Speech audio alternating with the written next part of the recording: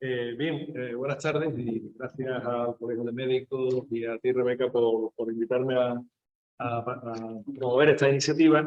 Y bueno, pues, como tú bien has dicho, esto surge a finales de 2019. Sí. Y el micrófono.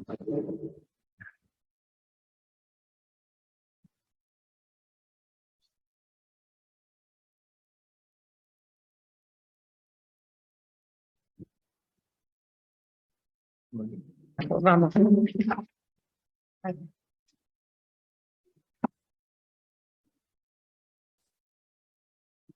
Bueno, como estaba diciendo, al final del 2019 y... ¿Presentaciones tengo aquí? ¿No? Sí, bueno, lo que estaba diciendo, que un poco tú me preguntabas por qué se plantea esto, y yo creo que vivimos en una cultura, la mediterránea, que es muy abierta, ¿no? Y que, bueno, pues casi todo nos plantea. Sí, por atrás. Ahí, vale. Entonces, pantalla completa y ya.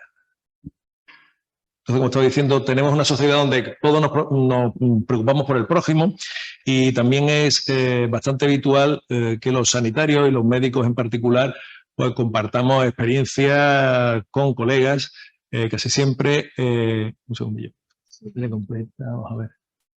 Ahora, bien, como estaba diciendo, bueno, pues os traigo aquí un estudio de hace 10 años que hizo Marga Iraburu, que es una internista de Navarra, ya jubilada, pero que un poco también reflejaba la actitud que tenían diferentes profesionales, enfermeros y médicos, a la hora de compartir o acceder a información confidencial.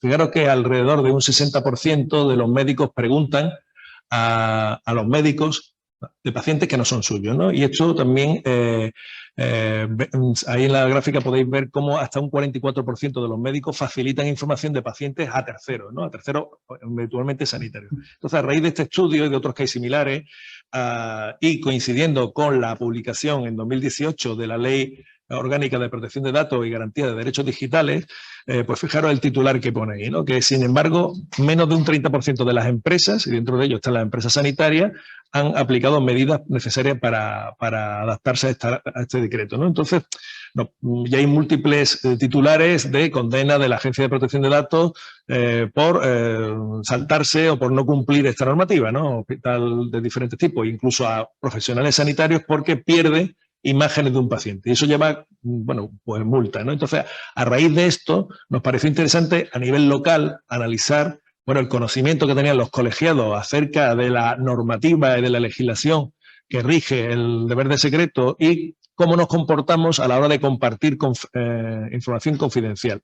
Y luego, de todo esto, extraer algunas acciones de mejora para revertir aquellos posibles fallos que detectamos. Y una de estas acciones de mejora ha sido este curso que hemos tenido que posponer, como ha dicho Rebeca, pues después de la pandemia. Fernando, sí, pero ¿cuál es la actitud de los profesionales a la hora de acceder o de compartir información sensible? Bueno, pues como titulares podemos decir que, fijaros, ¿no? Lo primero que podemos decir es que el profesional médico tiene una percepción de que domina, ese 54% que tenéis en azul, domina que cree que controla la normativa, la legislación. Pero cuando le preguntamos ya más pormenorizadamente si ha leído la diferente legislación que hay, entre ellos la Ley de Autonomía del Paciente y la recientemente aprobada Ley Orgánica de Protección de Datos, fijaros cómo el 68%, la Ley de Autonomía del Paciente, que tiene 20 años, ¿no? Pues no la ha leído, e incluso aquellos que la han leído, el 72%, tienen un conocimiento bajo o muy bajo. Entonces parece que hay como una discordancia entre lo que pensamos que sabemos y realmente cómo lo hacemos. Y además, cuando le preguntamos acerca de la figura del confidente necesario, que es una figura clave a la hora de establecer quién puede acceder a la historia clínica o quién tiene derecho o privilegio de acceso a estos datos confidenciales y altamente sensibles, como nos dirá el experto en protección de datos al final de la charla, fijaros cómo en esta gráfica solamente un 65% de las personas que contestaron a la encuesta, que fueron alrededor de cerca de 700 colegiados, pues 2/3 partes decían que sí conocían la figura, pero de estos había una alta tasa de fallo, podemos decir, a la hora de identificar a los confidentes necesarios, sobre todo en figuras como la auxiliar de clínica o la secretaria del servicio en cuestión, ¿no? Entonces, encontramos eso, que tenemos una falsa seguridad de conocimiento cuando luego no hemos leído la legislación y además erramos en conceptos claves como puede ser el hecho de un confidente necesario. Muy bien. ¿Cómo es el tratamiento de este tipo de información en los centros de trabajo, en hospitales, en las clínicas? Bien, cuando le preguntamos a los encuestados cómo se comportaban a la hora de compartir información o de acceder a la información confidencial de pacientes que no estaban llevando ellos concretamente, nos llevamos la primera sorpresa, o no sorpresa, o hallazgo significativo, es que una cuarta parte de nosotros, de los médicos, pensamos que podemos acceder sin ningún tipo de límite a los datos sanitarios de los pacientes de los que tengamos acceso. O sea, si trabajamos en un hospital o en un centro de salud y con nuestras claves podemos acceder a un paciente que está ingresado en una planta de otro servicio y que nos interese porque sea familiar o porque algún tercero nos... uno de cada 4 entrevistados dice que puede acceder porque pensamos que el hecho de estar obligado a secreto vamos a hacer un buen uso de ese secreto, ¿no? Ese es el primer dato que creo que es importante destacar como veremos después en el desarrollo del debate, ¿no? Y luego, a la hora de que nosotros somos los médicos responsables y un compañero médico nos pregunta acerca de un paciente que él no depende de él y que incluso no es un confidente necesario, pues fijaros cómo un 37,4%, que es ese sector en rojo, ¿no?, da la información prácticamente sin ningún tipo de cortapisa. Otro porcentaje, que es el sector en azul, dice que, bueno, que le mire la historia con las claves, ¿no? Y solamente un 37% indica de que para darle esa información deberíamos tener la autorización del paciente, ¿de acuerdo? En algún caso, el 20% lo que haremos es pedirle nosotros mismos consentimiento al paciente sujeto del secreto, ¿no? Y si procede, pues daríamos la información. Muy bien, pues muchas gracias, Fernando, ¿no? Yo creo que esta parte quizá queda algo de confusión. Nos quedaría lo de hablar de los documentos y tal. Sí, lo de la documentación. La documentación. ¿Compartimos documentación? ¿Qué sería la parte relativa Otro tema que hicimos fue consultarle a los profesionales si compartían o comentaban información de pacientes en lugares inapropiados. Inapropiados, pasillos, ascensores, cafeterías. Entonces, bueno, aquí también, hombre, la mayoría, ¿no? Casi nunca, ¿no? Un 60% no comparten información en estos lugares, pero un 40% que creemos que es un porcentaje importante, lo hace, ¿no? Y luego también otra cuestión es la documentación que va circulando por los centros de trabajo. Y también es casi un 46%, perdón, un 50 y tantos % donde esa información circula sin tener la custodia necesaria, ¿no? O sea, los profesionales piensan que hay eso, que hacen un 50% de situaciones donde hay una circulación no custodiada de documentación con potencialmente datos sensibles, ¿no? Y por último, también importante es a la hora de extraer datos, imágenes, datos personales en dispositivos móviles, discos portátiles, bueno, pues le preguntamos si lo hacían. Entonces, bueno, aquí pone que nunca lo hace un 46,5%, pero el resto, ¿no?, lo hace siempre con fines o bien asistenciales de consultar a un paciente o docentes o investigadores.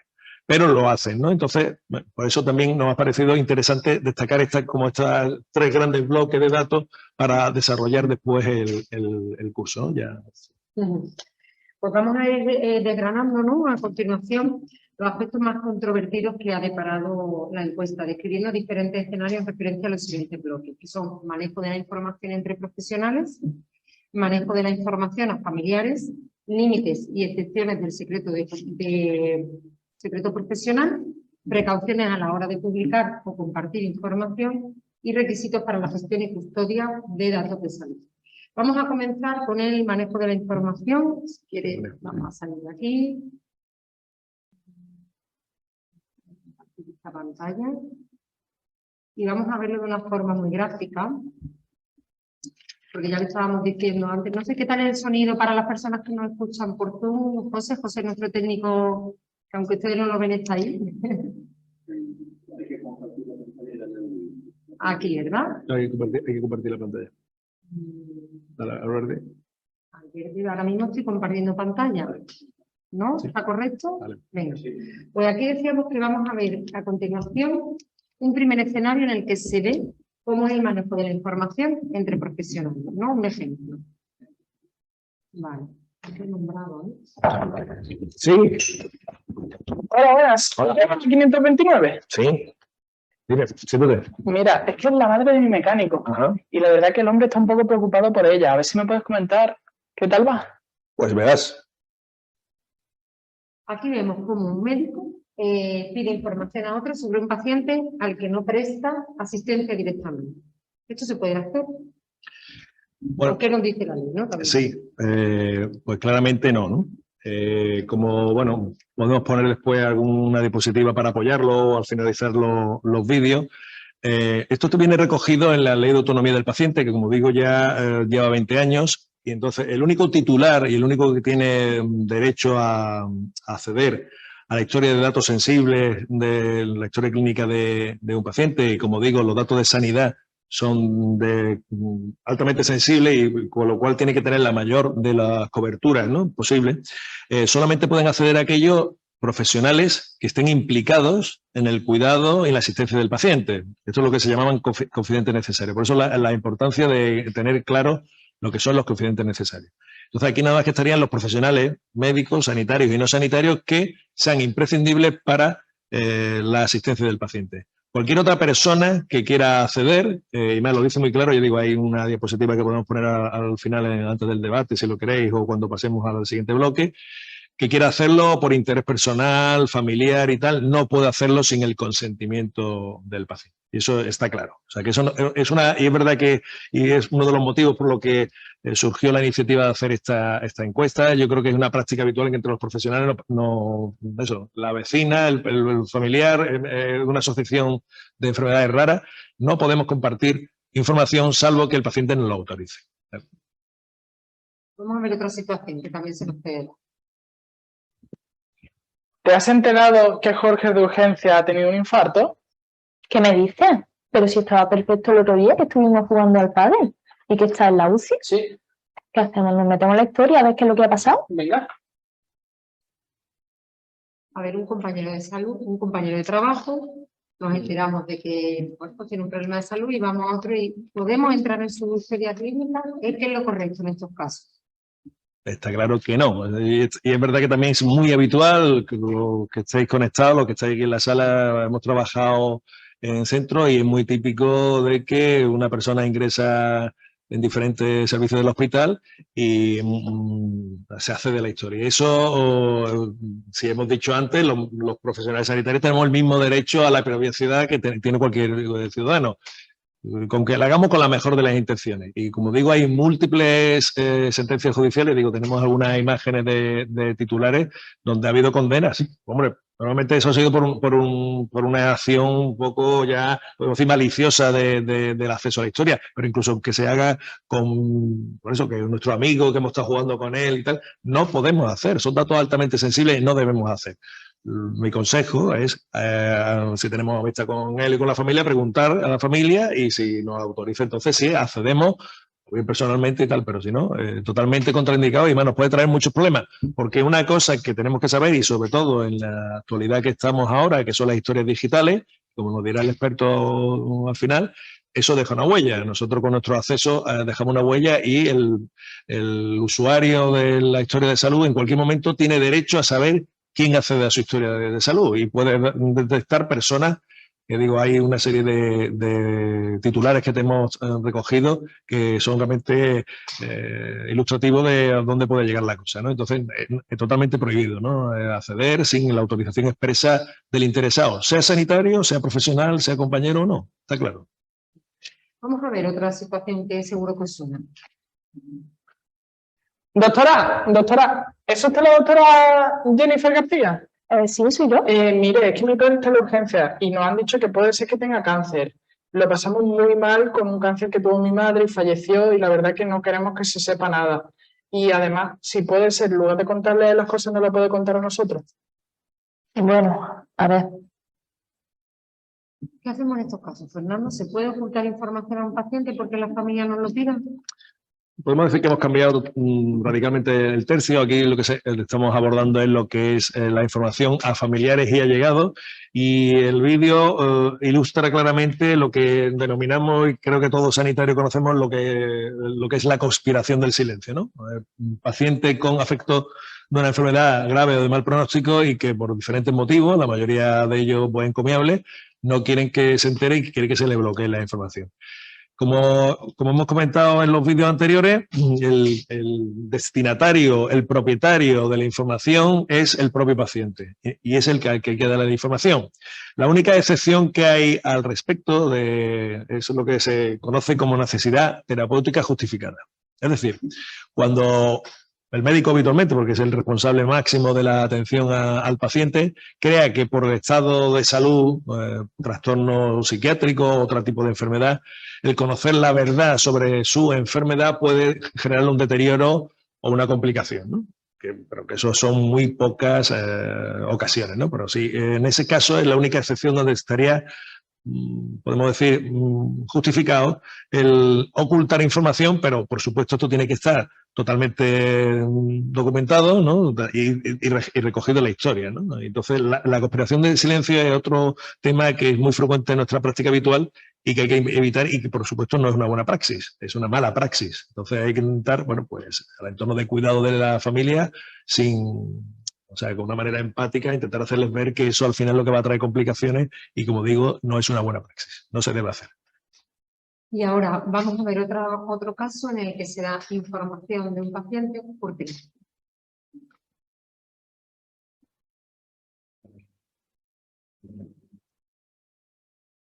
¿Sí? Sí, la hija de Rafael González, ¿no? Sí, yo soy la médica. Vale. Que eres enfermera y que por eso no puedes venir por la mañana. Ay, no te preocupes, yo te cuento ahora un poquito de cómo va. Y ahora en este caso, Fernando, que sería lo correcto, ¿se puede dar información por teléfono? Bueno, es un poco también habitual.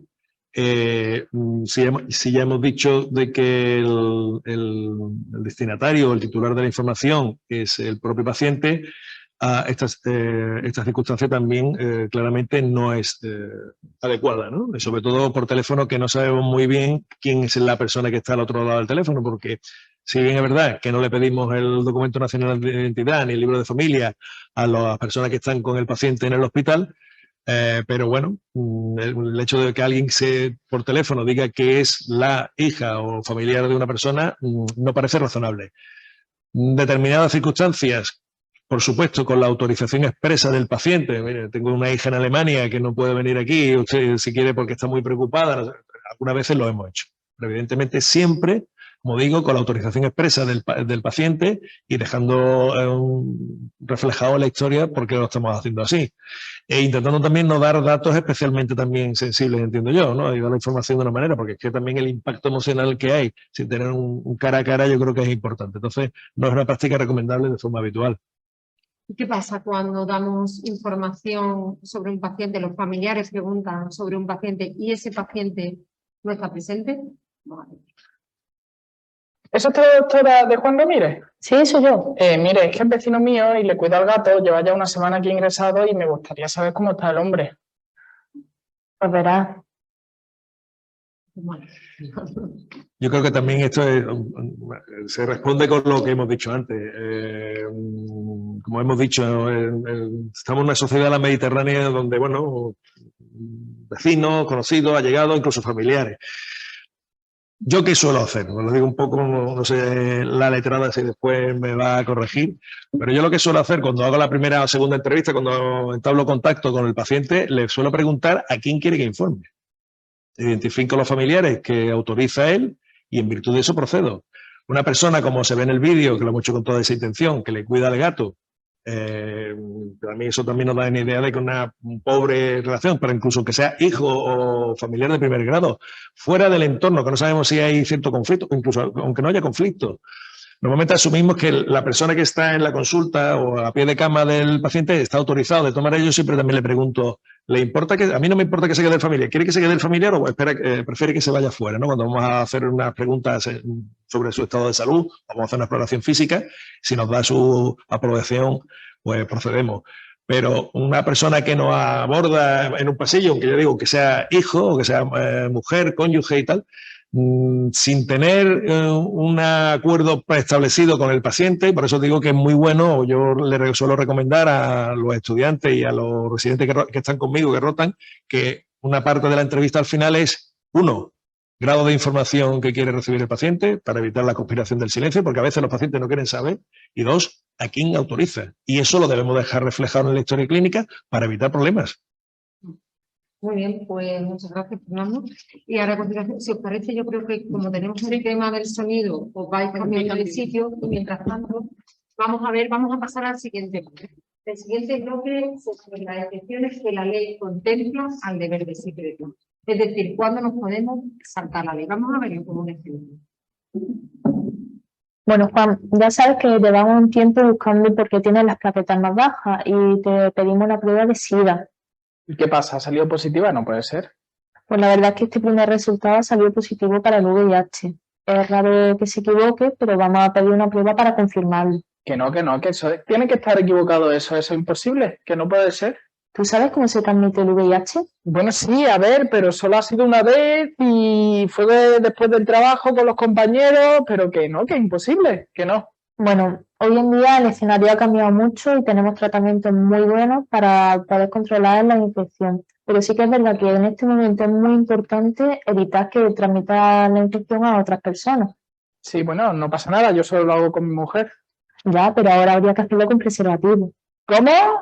¿Que yo me ponga gomitas? Sí, hombre, y que me pille mi mujer y ahora empieza a hacer preguntas. Que eso no se va a volver a repetir. Pero ahora mismo no podemos tener ese riesgo porque es que la probabilidad de contagio es muy alta. Entonces el preservativo es algo muy importante. Cristina Sarmiento, abogada del Colegio de Médicos. Arrojan un poquito de luz en este tema tan delicado. Sí. Pues en primer lugar, buenas tardes a todos y gracias por vuestra participación y por vuestra asistencia. Bueno, esto es un caso paradigmático cuando se plantea una directiva de tipo ético y moral y con consecuencias legales y penales, en este caso podría haberlas. A ver, en general, cuando cualquier persona tiene una información cuya utilización o cuya revelación puede evitar un daño tercero, hombre, la intuición moral en principio de cualquier persona es actuar, intervenir y hacer partícipe de esa información.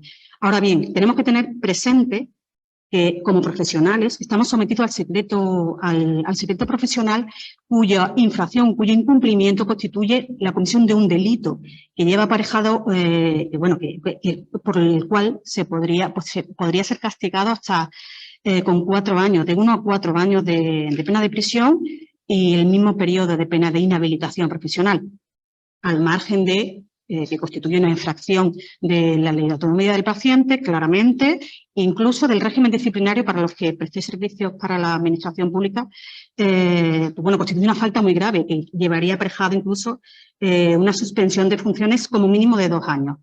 Entonces, bueno, de esto, debe en este caso el facultativo debe mantener ese secreto a toda costa, ¿es un derecho absoluto? Porque por otro lado teníamos constancia, tal y como se ha descrito en el vídeo, que existe, bueno, parece que existe un riesgo grave de contagio de esta enfermedad por parte de la esposa del paciente. Y bueno, existe un peligro que se podría evitar si el profesional interviene revelándole esta información. Entonces, ante esta tesitura, ¿cómo se plantea, ¿no? ¿Cómo se podría dar respuesta a esto? En este caso, al ser un conflicto entre derechos fundamentales, entre el derecho a la intimidad y a la confidencialidad, un derecho fundamental reconocido en la Constitución, y el derecho a la protección y preservación de la salud y de la integridad física por parte del profesional sanitario, ya sea o no sea su paciente, pero si además es su paciente, que muchas veces puede ocurrir que pertenezca al mismo cupo, si es el caso de un médico de familia, como es lo que parece en este supuesto, pues debería de intervenir incluso más como garante. Entonces, en la medida que el médico tiene constancia de que la pareja está expuesta efectivamente al riesgo cierto del contagio y la negativa del paciente, no solo a no decírselo, sino a no tomar ni siquiera medidas, entonces, en principio la opción es, la opción es, o sea, en la que se plantea el médico es respeto esa confidencialidad, no revelo secreto, que él gestione y haga con su información y con su vida lo que considere oportuno, no me enfrento y no trato de convencerlo, porque además, y por qué no decirlo, también me evitaría repercusiones legales que esto se podría plantear. Ahora bien, también nos podemos, como acabo de comentar, podríamos, o sea, el primer impulso podría ser llamar a esta señora, romper directamente el secreto y evitarle que se produzca ese riesgo, que se produzca ese contagio, si es que no se ha producido ya. Y si se ha producido, pues pueden intentar poner los medios o tratarla de forma inmediata. Porque, bueno, cualquier médico, el principio básico, ético y deontológico que tiene cualquier profesional sanitario y cualquier médico, es que en ningún caso debe sentirse obligado a mantener un secreto, en secreto una información con mucha probabilidad de que pueda perjudicar a una tercera persona, porque, hombre, el principio fundamental es el principio de no maleficencia al paciente ni a terceros en este caso. Ahora bien, de entrada, optar por una o por otra no sería la resolución adecuada, entiendo yo. Hay que sopesar y valorar los intereses en juego y hasta qué punto, digamos, se puede valorar ese riesgo y esa posibilidad de que ese riesgo se materialice y la gravedad de la magnitud del daño o del perjuicio que puede causarle al paciente. En este caso lo podemos ver claro. Pero, en primer lugar, antes de tomar esa decisión, habría que tener una conversación, una comunicación y un diálogo con ese paciente para tratar en lo posible de convencerlo de que sea él el que se lo comunique a su mujer, o por lo menos que le autorice al médico a hacerlo él. Vamos a ver. ¿Cómo? No es fácil, pero bueno, en primer lugar, pues bueno, pues tratar de convencerlo, ser comprensivo también, intentar empatizar con él y ver la situación en la que está. Sobre todo, no atraer su confianza, no perder esa confianza del paciente, porque eso es fundamental. Hacerle también ver que, bueno, que los motivos que está alegando para no decirle nada a su mujer, para evitar y no tomar precauciones para que ella no sospeche, hombre, en principio, desde luego no justifican las consecuencias que esto le podría acarrear a su mujer y lo injusto que puede ser esta situación. Hacerle ver también que si fuera a la inversa, seguramente querría tener esa información. Pues no sé, proponerle incluso el apoyarlo para hacerle participar a la señora y estar presente cuando se le comunique esta circunstancia. Pero bueno, pero si a pesar de todo eso el paciente se mantiene en sus tres y sigue reacio a no querer comunicarle absolutamente nada a su mujer, ni tan siquiera tomar medidas, pues bueno, pues en este caso habría ya que advertirle de que si no lo va a hacer, lo hace él, lo tendrá que hacer el médico directamente. Y una vez llegado a este punto es cuando hay que hacer ese análisis del riesgo y de la probabilidad de que se materialice el daño. Evidentemente, en principio hay que hacer en general, con carácter general, un juicio de la proporcionalidad de la medida que se va a adoptar, o sea, de que vamos a sacrificar un derecho fundamental que tiene el paciente, el derecho a la confidencialidad, vamos a cometer incluso un delito, se considera que vamos a cometer un delito y hay que sopesar muy bien hasta dónde, o sea, si efectivamente es proporcionada o justificada esa medida que voy a adoptar de revelar el secreto. Si no hay otra opción, porque en este caso la medida debe ser idónea, es decir, no hay otra opción para evitar ese daño, y bueno, y es proporcionada en relación a los intereses en juego, puesto que el daño es evidente y obvio en este caso, el contagio de una enfermedad tan grave como el VIH, la probabilidad es muy alta en este caso porque él mismo te está diciendo que no, o sea, el propio paciente te está comunicando que no va a adoptar ningún tipo de medida, porque si dijera, por ejemplo, que sí que está dispuesto a tomar medidas, a tomar precauciones, en este caso entonces el juicio de proporcionalidad de revelar secreto cuando el daño no es tan probable o bueno, si hay un compromiso por parte del paciente de evitar ese riesgo, entonces ya no tendría sentido. Estamos hablando en este supuesto en concreto en el que ni tan siquiera se van a tomar medidas. Bueno, pues es evidente que cuanto más posibilidades exista de que se produzca ese daño y que las consecuencias son graves para esta señora, en este caso, pierde fuerza, lógicamente, la obligación de guardar secreto. Y a la inversa, cuanto menos posibilidad, si él adopta medidas, está dispuesto a adoptar medidas, pues evidentemente ese daño es más improbable, con lo cual no se justificaría la revelación del secreto. En este caso está claro que, en mi opinión, prevalece la protección de la salud y de la integridad física de esta señora, de la esposa del paciente, que se encuentra en riesgo real, inmediato, si es que no se produciera el contagio, frente al derecho a la intimidad y a la confidencialidad de los datos del paciente. Ahora bien, ¿qué ocurre si el paciente efectivamente denuncia al médico por revelación de secreto? Pues bien, en este caso, el médico puede justificar desde el punto de vista penal su actuación en base a una eximente, una causa de justificación, que yo entiendo que sería el estado de necesidad, en virtud del cual el médico, aunque lesione un bien jurídico en este caso, aunque incumpla su deber de obligación de secreto, lo hace para evitar un mal propio, o sea, un mal ajeno en este caso, y que siempre va a ser mayor, debe ser mayor, evidentemente por eso de ahí el juicio de que hemos hecho de la magnitud del daño, va a ser mayor que se trata de evitar. Entendemos que el derecho a la integridad, a preservar y a proteger la integridad física y la salud de esta señora está por encima del derecho a la confidencialidad, a la intimidad de sus datos del paciente. Con lo cual, pues, bueno, entendemos que sería claramente de aplicación esa eximente en vía penal.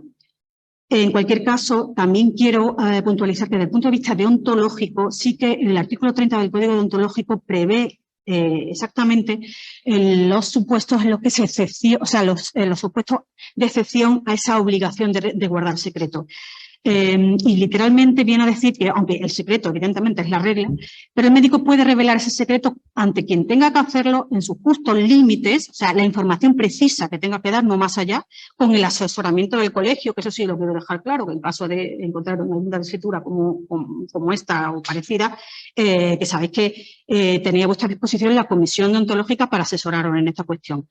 Si bien estas excepciones a la obligación de guardar secretos, entre ellas, pues bueno, como sabéis, enfermedades de declaración obligatoria, certificaciones de nacimiento de función, en caso de malos tratos, por supuesto, y una de ellas es si con su silencio diera lugar a un perjuicio al propio paciente o a otras personas o a un peligro colectivo.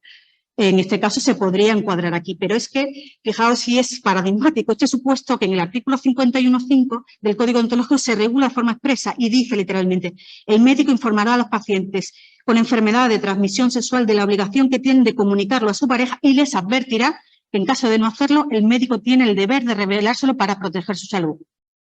O sea, deontológicamente estaría admitido perfectamente esta conducta. Ahora, otra cuestión es la denuncia en vía penal. Por tanto, ya os digo que esta sería la solución, pero os recomendaría que si alguno de vosotros os encontráis en una situación parecida, que consultéis o bien con el comité de ética de vuestro colegio, o sea, de vuestro hospital o centro para el que prestéis servicio, o bien con la comisión deontológica del colegio. Muy bien, gracias, Cristina. Vamos a ver a continuación otro vídeo en el que quedaría excluido el deber de secreto. Bueno, Antonio, la verdad que con el desprendimiento de retinas perdí un montón de visión y es que no ves nada por el ojo derecho. Sí, no, yo es que llevo desde que me pasó eso que no veo nada, que no me he recuperado nada. Yo creo recordar que tú eras conductor de autobús, ¿no? Sí, pero vamos, que puedo manejarme bien, que no hay problema, y además el carnet me lo renové antes de que pasara nada, así que no hay problema. Sí, pero tú ahora no estás como antes, tú ahora no estás en parado de conducir. Bueno, pero que yo conduzco mejor que mis compañeros, ellos con los dos ojos bien y no pasa nada. Además que es que no puedo dejar de trabajar, que es que tengo que seguir llevando dinero a mi casa. Sí, yo eso lo entiendo, pero mi deber como médica es decirte que no deberías de conducir. Bueno, tu deber como médica es guardar secreto médico y por aquí que no salga nada porque como me entere, que sepas que te puedo empujar. ¿Qué hacemos en estos casos, Cristina, en los que el paciente puede perder su trabajo? Bueno, vamos a ver, nos encontramos un supuesto parecido al que he expuesto antes, pero aquí, bueno, se podría llegar a poner en peligro la seguridad, digamos, la seguridad colectiva. En este caso, el conflicto entre la confidencialidad del paciente, del trabajador, del conductor y la obligación de alertar y de revelar la información clínica, cuando se ven implicados pacientes como este que ejerzan profesiones en las que desarrollan actividades de riesgo, digamos, de riesgo potencial para terceros, como podrían ser efectivamente conductores, pilotos de aviación, fuerzas de seguridad, policía, guardia civil, vigilantes de seguridad que porten armas, incluso los propios médicos también, o cualquier otro sanitario. En estos supuestos, si son diagnosticados determinados tipos de patologías, ya sea psiquiátricas o que mermen, digamos, la capacidad sensorial y le puedan impedir desarrollar sus funciones en condiciones de seguridad, como puede ser en este caso el conductor con un problema de visión quiere a toda costa seguir porque no quiere asumir el riesgo de poder perder su puesto de trabajo y quiere seguir trabajando. Pues bueno, es verdad que suscita evidentemente muchas dudas éticas, legales y en principio todo, yo creo que los que estamos aquí recordaremos el caso del piloto suicida de una compañía aérea alemana que a su médico le dio de baja por un episodio psicótico, incluso le recomendó que ingresara en el hospital, si bien él nunca comunicó esa baja a su compañía aérea y siguió pilotando, con las consecuencias tan desgraciadas que tuvo al final, que se suicidó estrellando el avión. Vamos a ver, desde el punto de vista deontológico, se resuelve perfectamente esta circunstancia porque encajaría perfectamente en una de esas excepciones que he comentado antes del artículo 30, puesto que una de las excepciones a la obligación de guardar secreto, que es precisamente cuando con su silencio el profesional da lugar a un perjuicio a otras personas, a un peligro colectivo o incluso al propio paciente. Ahora bien, si el profesional, entiendo que en este caso es un médico de familia, un médico de atención primaria, al que se le plantea este dilema legal y en principio, al igual que en el caso anterior, lo apropiado es empezar tratando de convencer, no de convencerlo, sino establecer un diálogo, una comunicación para que él mismo se dé cuenta de que eso es una barbaridad y que sea él mismo el que desista de su postura de que no querer hacer partícipe a nadie de su patología. También es importante que, al igual que en el caso anterior, que de alguna manera se empatice, se haga cargo de su problema laboral, de su problema personal, y de los problemas que lógicamente le podría acarrear pues el que se desvelara esta circunstancia y pudiera perder su trabajo. Pero por otra parte también hay que hacerle ver lo temerario de su conducta y la posibilidad de que pongan en riesgo la seguridad de pasajeros del autobús, de viandantes, de otros conductores y del mismo, claro. Y también se le puede hacer ver que él está poniendo en una situación muy comprometida, él como profesional, negándose a compartir esa información. También, por otra parte, el médico de familia podría tratar de buscar soluciones alternativas, plantearle otras opciones, como pueden ser, por ejemplo, pues plantearle, vamos a ver, quizás te podemos dar de baja e intentar una incapacidad permanente, vamos a incluso a compartirlo con el médico de empresa, que también tiene ese secreto compartido, que también está obligado a esa confidencialidad y ver posibles alternativas, posibles soluciones. Todo esto antes de plantearse la posibilidad efectivamente de revelar ese secreto. Pero también, por otra parte, no hay que perder de vista que esto, o sea, el hecho de que se termine revelando ese secreto, también condiciona esa, digamos, o va a quebrar de alguna manera la confianza que el médico tiene con el paciente. Y entonces, a partir de ese momento, pues puede que a lo mejor ya no se lo cuente todo, o no le diga o no le refiera, pues bueno, si tiene algún tipo de complicación, y que le oculte información precisamente por eso, ante el temor de que el médico pueda compartir esa información o trasladarla a la empresa o lo que sea. Porque, bueno, porque puede llegar ese momento en el que se sienta también amenazado. Hay que jugar un poco y mantener ese equilibrio entre esas dos, entre el hecho de eso, de tu obligación, de tratar de evitar un riesgo a terceros, pero también al final esto va a conllevar necesariamente una pérdida de confianza, que podría incluso al paciente optar por cambiar hasta de médico. Pero en cualquier caso, bueno, llegado a un punto en el que pasado un tiempo razonable, en el que, bueno, ya se agotan todas las opciones y el paciente sigue, al igual que el caso anterior, sigue igual, sigue manteniéndose de que no quiere que se revele información, advertirle de que tendrá que hacerlo él directamente y a partir de este momento cuando se haga otra vez, como hemos comentado antes, pues bueno, para analizar el riesgo, la posibilidad de que se produzca, y para eso incluso podría, por ejemplo, el médico asesorarse de algún especialista en oftalmología para ver efectivamente cuál es la limitación, si eso, en qué punto está de la enfermedad, si, bueno, pues que se ampliar un poco el conocimiento del punto en el que se encuentra el enfermo y que efectivamente constatar que existe ese riesgo inmediato, grave y cierto de que en las condiciones en las que se encuentra no está capacitado y puede efectivamente provocar un accidente. Si esto es así, bueno, también hay que asegurarse de que al revelar esta información, tanto si se revela a la empresa, porque claro, entiendo que lo que procedería en este caso sería comunicarlo al servicio de salud laboral de la empresa, incluso pues, supongo que a tráfico, para que se le realicen los reconocimientos oportunos para evaluar la capacidad de esta persona para continuar al frente de un autobús público, ¿no?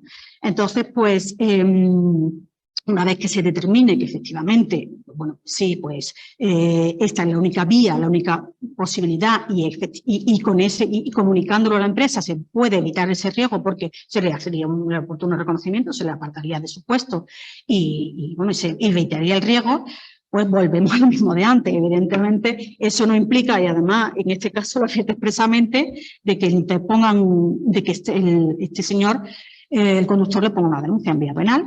Y bueno,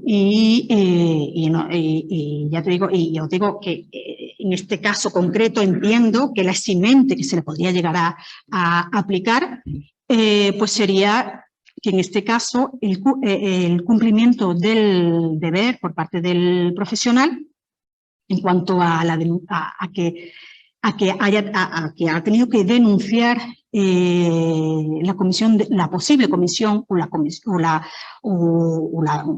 entiendo que en este caso sería un delito contra la seguridad vial por conducción temeraria por parte del paciente, con lo cual, pues bueno, en este caso entiendo que se aplicaría, se podría aplicar igualmente que en el caso anterior la eximente de la responsabilidad criminal. Otra opción también, incluso dado la repercusión y que podría llevar un peligro para la seguridad colectiva, es anticiparse y comunicarlo al juzgado de guardia estas circunstancias, bueno, pues para de alguna manera prevenir esa posible denuncia y estar cubierto de que legalmente tengo conocimiento de estas circunstancias, de esta situación. Y bueno, ¿qué puedo hacer ante esto? Sobre todo para cubrirte la espalda, para no verte bueno, en un juicio, pues bueno, pues siendo acusado de un delito de revelación de secreto. De todas maneras, sí que quiero apuntar ya para finalizar todo esto que al hilo del caso del piloto, es verdad que la posición en la que muchas veces se encuentran los médicos del trabajo, los médicos de empresa, en relación a cuando se conocen información sensible de los trabajadores, pues ya sean adicciones, ya sea algún tipo de trastorno mental o algún tipo de patología que merme su capacidad, digamos, orgánicas o limitación de limitaciones visuales, auditivas, de cualquier que impidan o que pongan en riesgo la seguridad de la actividad que lleva a cabo y que ponga en riesgo a terceros en la realización de esta actividad profesional, pues realmente están un poco pillados porque en este sentido, porque también están sometidos al secreto profesional, o sea, también existe esa confidencialidad y si el paciente no está o el trabajador no lo autoriza, no podrá comunicar, no podrá hacer partícipe al empresario de de esta patología o de digamos, de esta adicción o esta patología, digamos, psiquiátrica que le impediría realizar que le podría impedir realizar su actividad de forma segura. ¿Qué ocurre? Que efectivamente se le puede hacer un reconocimiento al médico en la empresa, un reconocimiento si bien al empresario, la única información que en todo caso, cuando se trata de actividades potencialmente peligrosas para terceros, al empresario o al Servicio de Prevención de Riesgos Laborales, lo único que se le podría comunicar sería si es apto o no es apto, pero no se podría dar ningún dato clínico más, con lo cual entiendo que si, por ejemplo, es el médico, como en este caso, el médico de cabecera o el médico de familia el que tiene esta información y le da la baja al paciente, como es el paciente el que tiene que comunicar su baja a la empresa, hombre, sería conveniente que se estableciera algún tipo de cauce legal para evitarle al médico de cabecera exponerse a este riesgo de ser denunciado en vía penal si se pudiera comunicar directamente a la empresa, bueno, digo a la empresa, me refiero al médico de empresa del centro, de la empresa de autobuses, en este caso, si se le pudiera hacer partícipe de la situación en la que se encuentra, que está de baja. Porque si el paciente, imaginaros, no le comunica la baja a la empresa, él seguiría trabajando perfectamente. Con lo cual, creo que la normativa en prevención de riesgos laborales y la comunicación con el médico asistencial, pues la verdad es que es bastante deficiente en este sentido y al final el que se expone es el propio médico. Os vuelvo a repetir que en caso de encontraros en una situación como esta, podéis consultar perfectamente con la comisión deontológica o bueno, con el comité de ética de vuestro centro. Bien, Cristina, pues muchas gracias por explicarnos estos temas tan delicados en los que se puede dar y en los que bueno, pues podríamos saltarnos de alguna forma a la ley. Si te parece bien, a continuación, como va a intervenir el siguiente ponente, os vais cambiando de sitio. Y mientras tanto, bueno, queremos recordar, tanto para los que estáis de forma presencial como para aquellos que nos siguen a través de Zoom, que hay posibilidad de plantear, luego al final haremos un coloquio, daremos prioridad a aquellos que habéis venido presencialmente.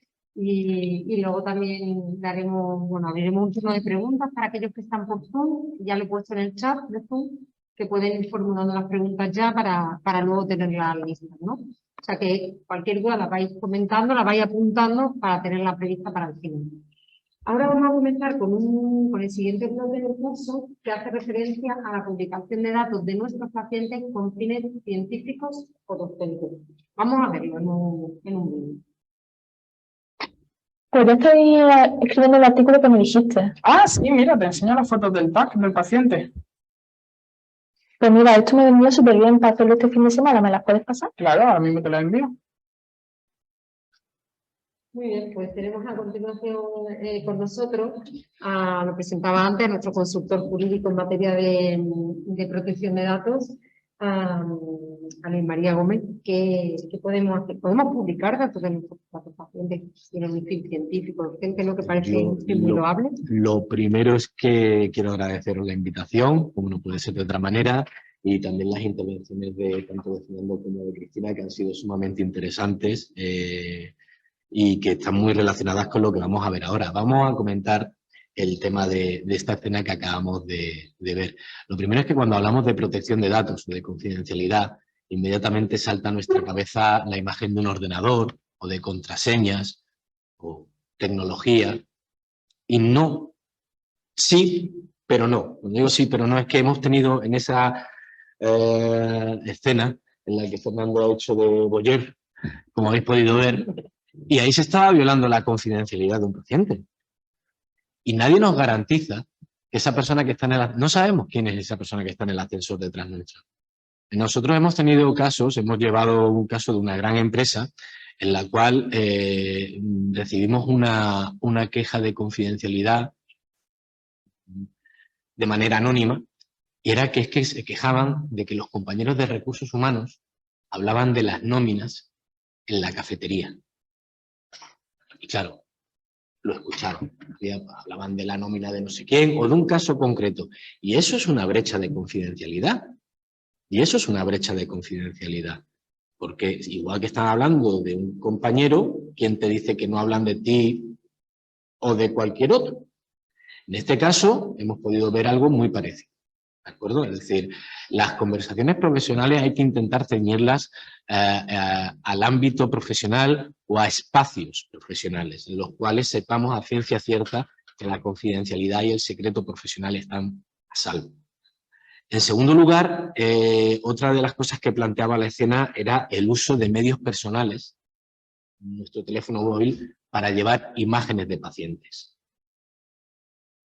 De WhatsApp hablaremos luego, porque llegaremos a... pero no lo recomendamos. También quiero hacer la precisión de que yo me voy a centrar, porque así lo combine con mis compañeros, en el ejercicio de la medicina privada. Pues entendemos que en los hospitales contáis con el apoyo de los comités deontológicos que están, en los que hay profesionales de alta valía y en los que vais a estar muy bien asesorados. Sin embargo, en el tema de la medicina en consulta privada quizás es más complicado. Muchos de vosotros, de profesionales, escriben en revistas especializadas y esto es totalmente aplicable a estos casos. ¿Se puede escribir sobre un caso de un paciente? ¿Se pueden utilizar los datos de un paciente para escribir un artículo? Por supuesto, siempre que contemos con el permiso informado del paciente. Igual que un consentimiento informado, un consentimiento en protección de datos, aunque no se menciona al paciente. La Ley Orgánica de Protección de Datos, el Reglamento Europeo y la Ley Orgánica Española, una de las novedades que introdujeron con respecto a la anterior, a la 1599 ya derogada, es que la ley orgánica se aplica a datos identificados, es decir, a datos que sabemos que podemos asignar a personas de manera cierta, o identificables, es decir, iniciales o códigos que, aplicándole un proceso de ingeniería inversa, digamos, podríamos llegar a determinar quién es esa persona. ¿De acuerdo? Con lo cual, en principio, la Ley Orgánica de Protección de Datos se aplica a casi todos los datos de personas físicas. ¿De acuerdo? Las personas jurídicas, las empresas, no están amparadas por la Ley Orgánica de Protección de Datos. ¿De acuerdo? Eso también es importante. Entonces, en esta escena lo importante es que quedarse que la protección de datos va más allá del mero entorno tecnológico, también a nuestras conversaciones y en el entorno en el que las mantenemos, y desaconsejo vivamente el uso de dispositivos propios, privados, para llevar datos de pacientes. ¿De acuerdo? Porque la pérdida de ese teléfono, si hay varios datos de pacientes, y eso lo vamos a ver en la escena siguiente, quizás si perdemos el teléfono hay que avisar a la Agencia Española de Protección de Datos por una brecha digital. Y si avisamos a la Agencia Española de Protección de Datos por una brecha digital, la Agencia Española de Protección de Datos va a hacernos una serie de preguntas a las que tenemos que estar en disposición de contestar, como por ejemplo, si ese dispositivo estaba correctamente cifrado, cuántos datos de pacientes teníamos en ese dispositivo, etcétera, etcétera, etcétera. Y quizás las respuestas que demos no sean de su agrado. ¿Vale? Vamos a ver la... Sí, el siguiente escenario nos plantea que queremos revisar una patología y para ello hay que crear una base de datos. En este caso se nos plantea el siguiente escenario. Estoy preparando la tesis y necesito una base de datos. Pues mira, yo tengo aquí encima en el pendrive mi base de la consulta, ¿vale? De la consulta de hipertensión y entonces podemos estar echándole un vistazo y te voy enseñando de cómo hacerlo. Perfecto. Vale, lo más importante cuando empiezas a hacer la base es que defina alguna variable que te sirva para identificar al paciente. Es decir, que tú tengas un nombre, un DNI, un número de historia, algo que evite los casos duplicados. Okay. ¿Vale? ¿Cómo proceder en este caso? Yo me voy a retrotraer a lo que han comentado antes que no le he explicado bien. Es decir, ¿puede alguien consultar los datos, la figura del confidente necesario? En protección de datos se les llama encargados de tratamiento. ¿Puede un tercero acceder a los datos de un paciente? Si alguno de ustedes o de nuestro público online tiene ejerce la medicina en el ámbito privado y tiene un aplicativo, un software, en el cual introduce datos de paciente y ese software está operado por un tercero, es decir, paga un mantenimiento anual, le hacen las copias de seguridad online, hay terceros que están accediendo o tienen acceso a esos datos, pero para eso hay que tener firmados unos documentos de confidencialidad y ese acceso se produce única y exclusivamente para el trabajo para el que ha sido contratado ese tercero. Aquí nos estamos encontrando en el caso en el cual se le está cediendo un acceso a una base de datos sin ningún, como se dice en protección, sin ninguna base legitimadora. Es decir, no hay una ley que me obligue a ello, el paciente no me ha dado permiso, esta persona no tiene un interés legítimo tal y como lo define la ley. El interés legítimo es, digamos, cuando por el interés que me vincula al titular de los datos yo puedo acceder a los datos y tratarlos para algo. Ya no solo es el consentimiento, hay otras figuras, y lo vamos a ver en otros casos más adelante. Pero en el caso que nos ocupa, en esta escena que nos ocupa, no se puede ceder una base de datos como ejemplo para enseñar. Se ceda una base de datos, digamos, con datos ficticios, pero no la real. Y, insisto, aquí también se produce. Aquí tienes mi pendrive, aquí tengo el pendrive. Los pendrives tienen la mala costumbre de caerse de los bolsillos. Y, insisto, se ha publicado recientemente, estos últimos días, una lista de casos en los cuales habría que avisar a la Agencia Española de Protección de Datos, por decirlo de manera coloquial, es decir, de advertir de una posible brecha digital, y uno de ellos es cuando en un pendrive o en un dispositivo externo de memoria hay datos de salud, porque recordemos, en la actualidad solo hay dos tipos de datos, los datos normales o los datos sensibles, y los datos de salud entran dentro de la categoría de sensible. Eso quiere decir que llevan aparejados medidas excepcionales de protección, o deberían llevar aparejados medidas excepcionales de protección. ¿De acuerdo? Entonces, como he dicho antes, yo no recomiendo el uso de dispositivos propios para el manejo, o sea, propios digo los privados. Evidentemente uno tiene que tener pendrive, un disco duro en su consulta y tal. Que esos dispositivos vayan cifrados, utilicen mecanismos de cifrado, ¿de acuerdo? Que también lo vamos a ver en las preguntas más adelante. Y que procuren moverlos lo menos posible. ¿Vale?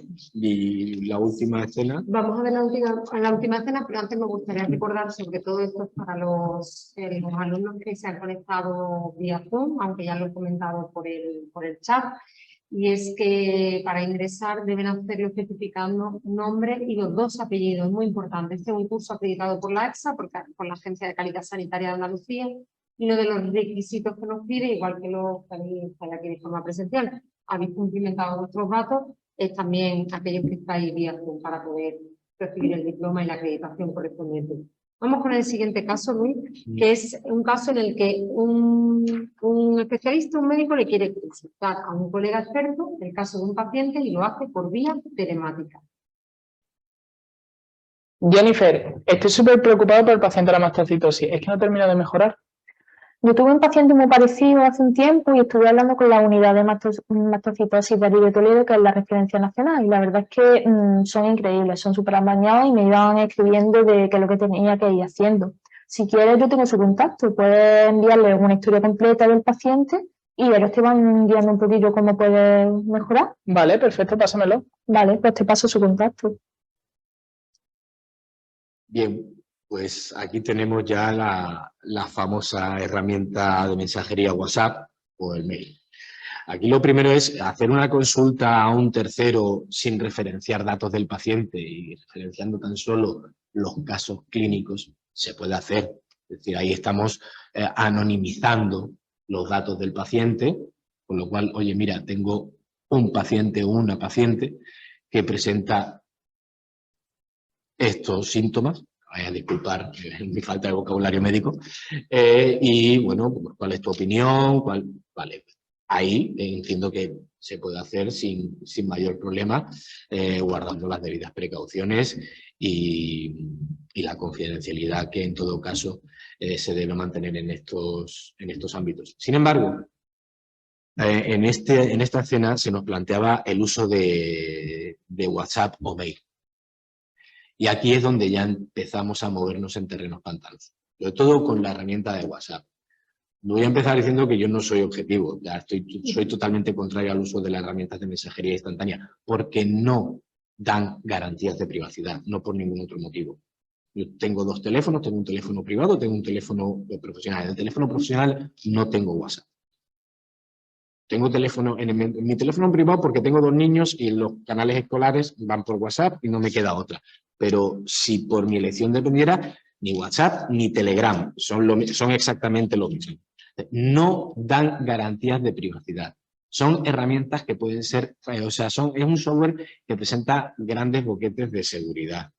Se han filtrado muchas veces, ha habido brechas de seguridad de estas grandes aplicaciones reconocidas por Meta. Es decir, no lo ocultan, ¿de acuerdo? voy un paso más. Nos instalamos WhatsApp, o como nos instalamos otras tantas cosas, sin leer las políticas de privacidad. La propia política de privacidad de WhatsApp, de la propia herramienta, no recomienda que no se use en el ámbito sanitario. Ya no he traído el link, pero el otro día se lo pude. En la política de privacidad de la herramienta, ellos mismos lo dicen. No recomendamos el uso de ni WhatsApp ni WhatsApp Business dentro del ámbito sanitario, porque no cumple los requerimientos de privacidad necesarios. Y se han estado, yo entiendo que durante la pandemia hemos vivido una situación excepcional. Entiendo que es una herramienta, yo cuando hablo con mis clientes, es que la tiene todo el mundo. Eso no es ninguna garantía.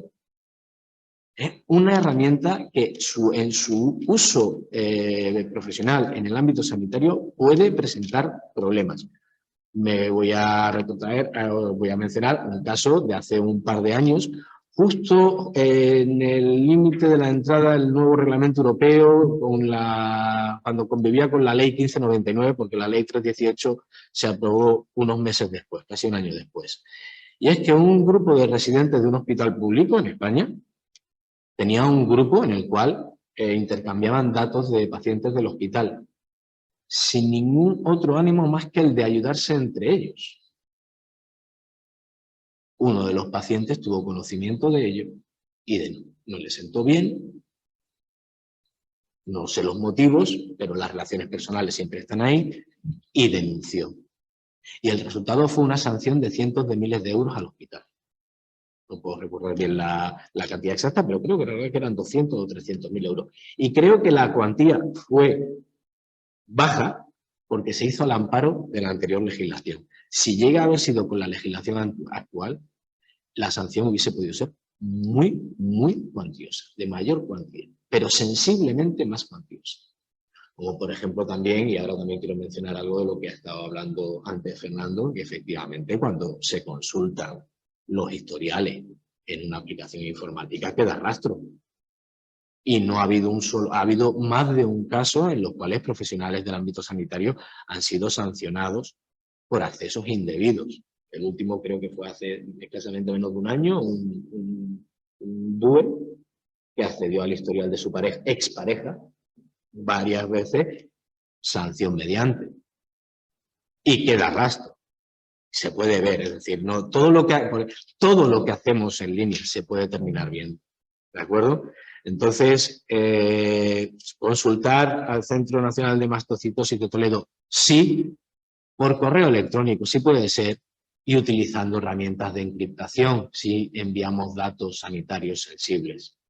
¿De acuerdo? Enviar mensajes encriptados con contraseña y que la contraseña no vaya en el mensaje, sino por un canal diferente para asegurarnos que el receptor la recibe y es el receptor quien tiene acceso al mensaje y no un tercero, porque nunca sabemos quién está al otro lado de la línea de teléfono o al otro lado del WhatsApp.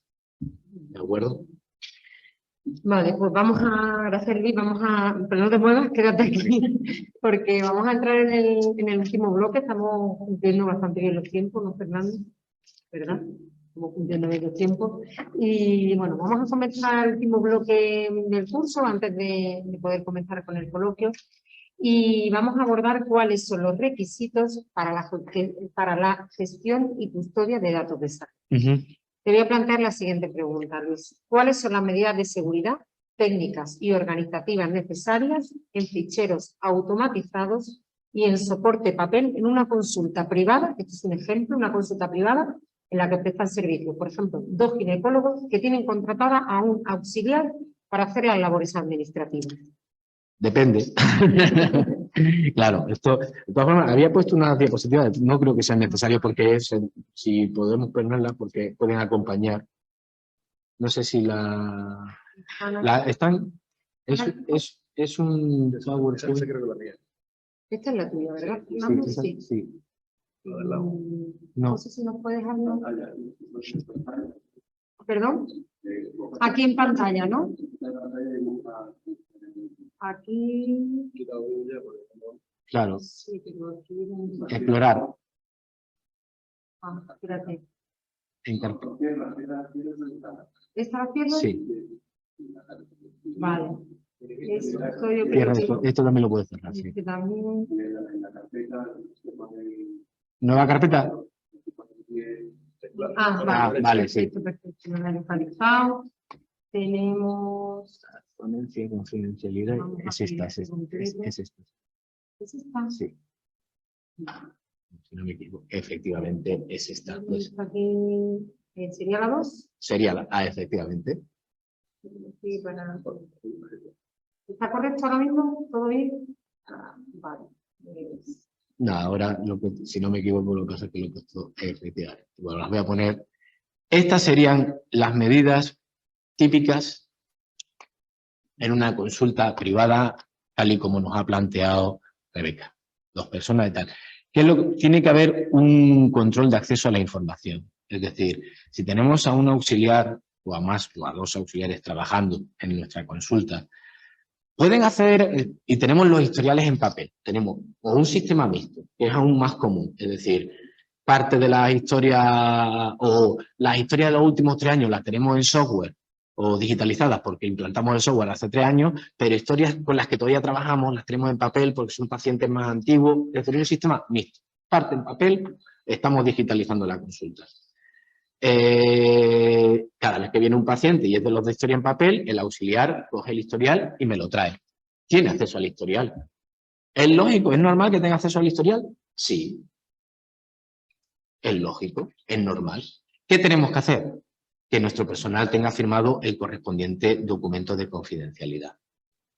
Es un documento en el cual pues, se detallan las obligaciones en materia de protección de datos y confidencialidad a las que tiene que sujetar su empleado, que no impone ninguna obligación que no le venga impuesta a cualquier trabajador en virtud del Estatuto de los Trabajadores. Es más un documento informativo que un documento impositivo, no se impone ninguna obligación. Lo que ocurre es que es conveniente que la tenga, ¿de acuerdo? Y saber que no se puede llevar datos a casa, ni extraer datos, ni hablar con terceros de datos, etcétera, etcétera. Eso, por ejemplo, un control de acceso. Luego, eso sería un control de acceso a la información en formato físico. Un control de acceso a la información en formato digital. Pues, por ejemplo, yo tengo un software para las historias clínicas y tengo 2 perfiles. Tengo el perfil del médico profesional, el cual tiene acceso a todo, y luego el perfil del auxiliar, que solo tiene acceso a los datos identificativos o a los datos identificativos y datos de cobro. Ya está, no puede ver la historia.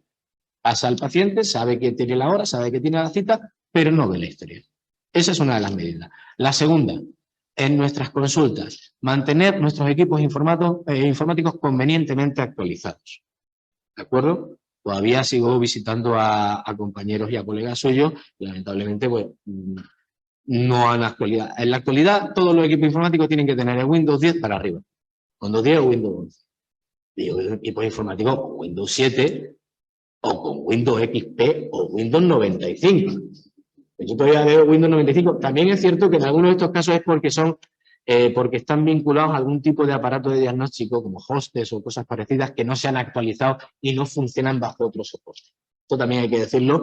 En las casas también el tema de la caducidad, de la obsolescencia programada, también habría que tratarlo aparte, pero es conveniente en los equipos informáticos mantener las actualizaciones de seguridad, trabajar con un buen antivirus y copias de seguridad, imprescindible.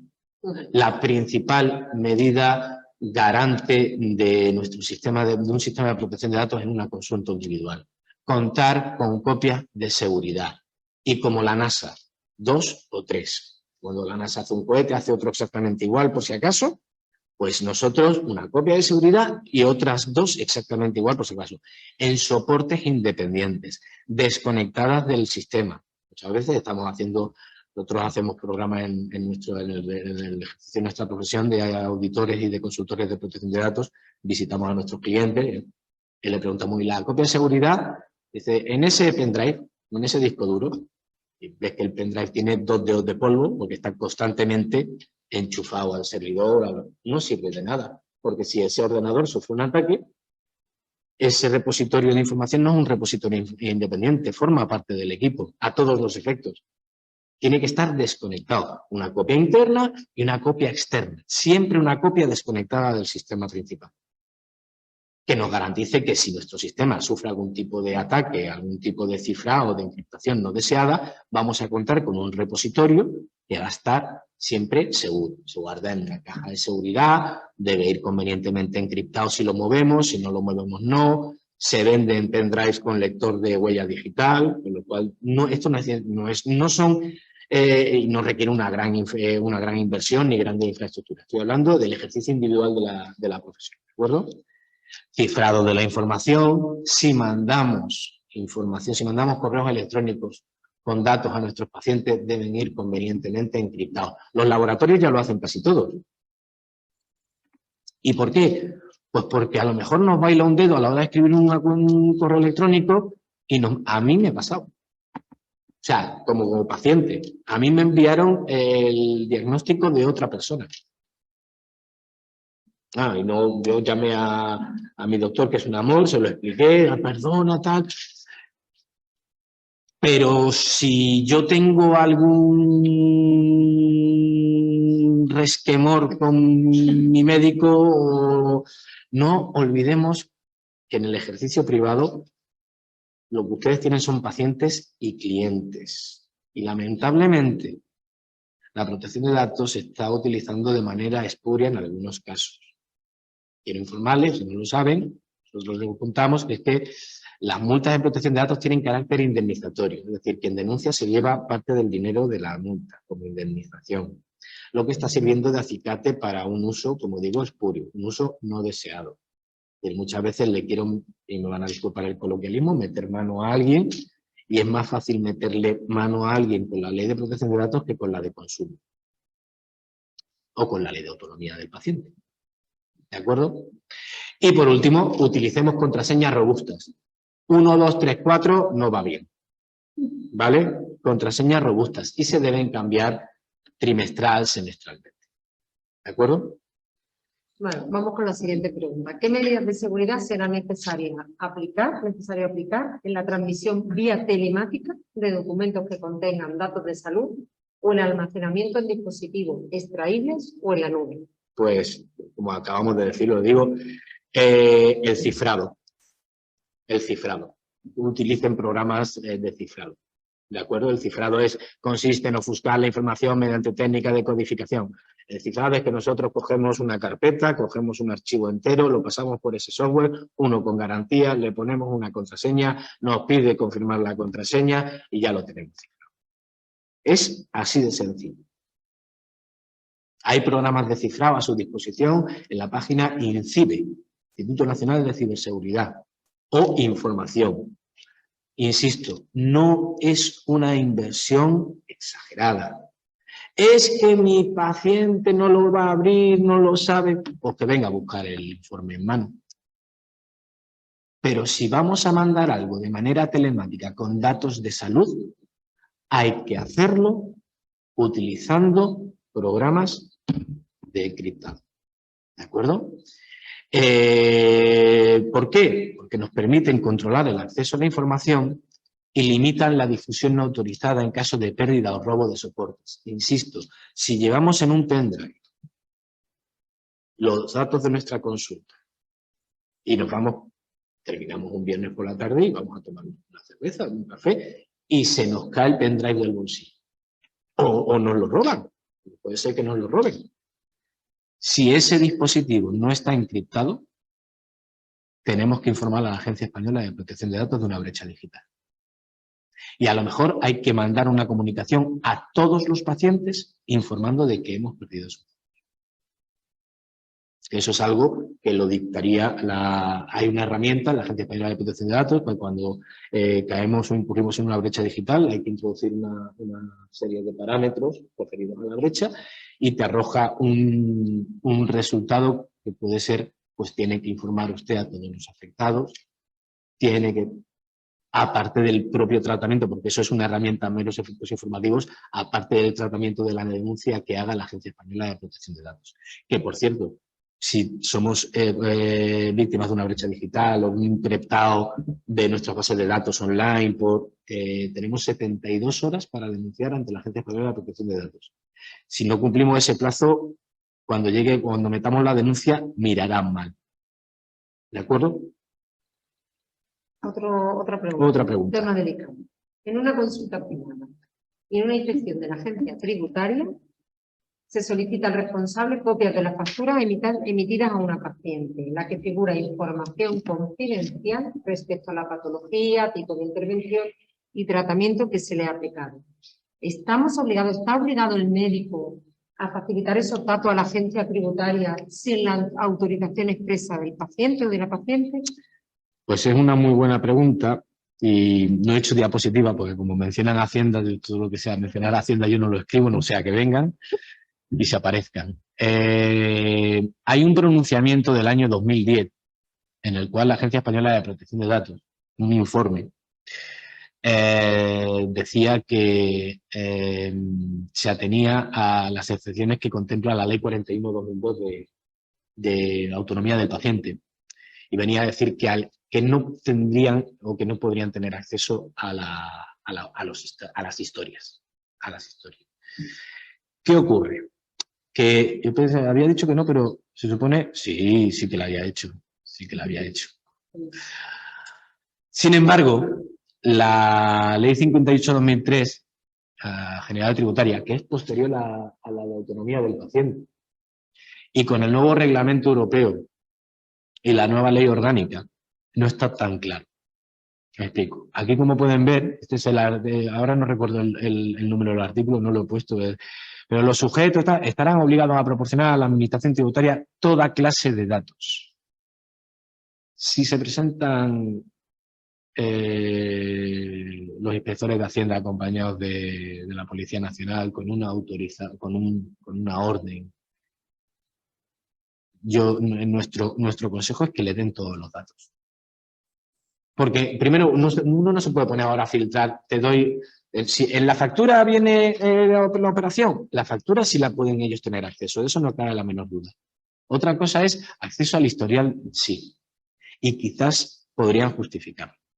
Nuestro consejo es que ante un requerimiento documental de la agencia tributaria, convenientemente justificado por escrito, se le ceda la información que requiere.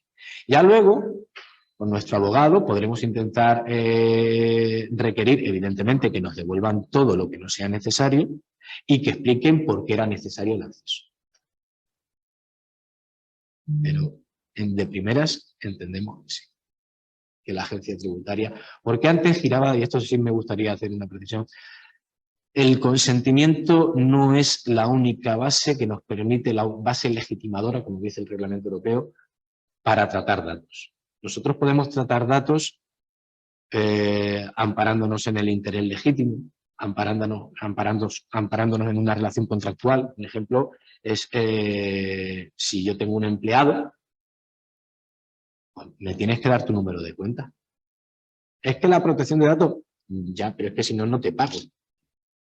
Y no te voy a pedir permiso. Dame, este es un papel que me tienes que dar porque estás contratado aquí y eso es, hay una relación contractual y yo para ingresarte la nómina necesito tu número de cuenta. ¿De acuerdo? Igual que también necesito tu categoría laboral, tu número de la seguridad social y tu domicilio. Son los datos que requiere un contrato. No te tengo que pedir permiso. ¿Por qué? Porque forma parte de lo necesario para entablar una relación laboral. Y eso ahora también lo vamos a ver a la hora de hablar sobre el tema de... Pero a la hora de tratar datos, es también es un ejemplo un poco burdo referido al tema de la agencia tributaria, pero bueno, si a mí me para la Guardia Civil, oiga usted, documentación porque se ha saltado... No te la doy porque me amparo en la protección de datos. A un número de la Guardia Civil no le va a decir eso. Igual que nos sacan una foto con la matrícula. ¿Por qué? Porque hay una ley de tráfico que lo permite. ¿De acuerdo? Es decir, la protección de datos tiene sus límites. ¿De acuerdo? Muy bien. Otro ejemplo, consulta privada en la que dos médicos ejercen la actividad de medicina estética de forma conjunta, compartiendo también el tratamiento de las historias de los pacientes y se plantean si deben contratar a un delegado de protección de datos. ¿Cuándo es obligatorio disponer de un delegado de protección de datos, de un DPO, en una consulta o en un centro médico? Ahí tenéis un ejemplo de cuáles son las instituciones que tienen la obligación por ley de contar con la figura del delegado de protección de datos. Y como podéis ver, aquí estamos. ¿He puesto la flecha bien? Ah, no, es que no se ve la flecha. Bueno, segunda fila a la derecha, centros sanitarios. Pero la Agencia Española, el Reglamento Europeo de Protección de Datos, hizo una previsión, y es que dijo que las autoridades nacionales de cada país podrían emitir o publicar una lista de tratamientos exentos de la obligación de contar con un delegado de protección de datos. El servicio de contar con un delegado de protección de datos, evidentemente, es un servicio más caro que la mera asesoría jurídica en protección de datos. Solo tenemos dos servicios, el de asesoramiento jurídico de protección de datos para empresas más pequeñas, o ahora lo mencionaré, médicos individuales, farmacéuticos, y tenemos el servicio de delegado de protección de datos para grandes empresas o corporaciones que lo tengan exigido por ley. Por ejemplo, todos los colegios profesionales deben contar con la figura de delegado de protección de datos. Y si no lo tienen, puede ser sancionable. Una policlínica en la cual hay varios médicos prestando servicios debe contar con un delegado de protección de datos. Todos los hospitales públicos cuentan ya con un delegado de protección de datos. Los hospitales privados, no voy a decir, no, ¿verdad? Cuentan con su delegado de protección de datos. Laboratorios de análisis cuentan con su delegado de protección de datos. Los grandes laboratorios, no un laboratorio pequeñito. La Agencia Española de Protección de Datos dijo que los médicos, en el ejercicio individual de su profesión, médico en un consultorio, él solo, aunque tenga a un auxiliar, a un dúo trabajando, un auxiliar administrativo o dos trabajando con él, no está exento de la obligación de contar con un delegado de protección de datos. Dos, ahí ya, como antes, depende. Nosotros nos fijamos en el volumen de la consulta, en el tamaño de la consulta. Es decir, pues imagínense una consulta en Frigiliana que es atendida por 2 ginecólogos, días alternos que vienen de la capital y que pasan consulta un par de veces por semana por la parte allí. Yo no le voy a poner un delegado de protección de datos a esa consulta. ¿Por qué? Pues por el tamaño, por el volumen de pacientes, por el volumen de datos tratados. Si estamos hablando de una clínica odontológica que tiene 3 sedes en la provincia, en la cual hay 4 odontólogos, 2 ortodoncistas y un cirujano implantólogo, sí le pongo un delegado de protección de datos. Es decir, un médico solo no tiene la obligación, está directamente exento. 2, habría que ver el tamaño, el régimen jurídico, la razón social bajo la que funcionan, habría que evaluarlo. De ahí para arriba comparten recursos, mismos pacientes y tal, entendemos que es conveniente contar con una figura, con un delegado de protección de datos. ¿De acuerdo? Historia clínica de paciente. ¿Cuál es el procedimiento que se debe seguir para dar respuesta a un paciente que ejerce su derecho de acceso a sus datos?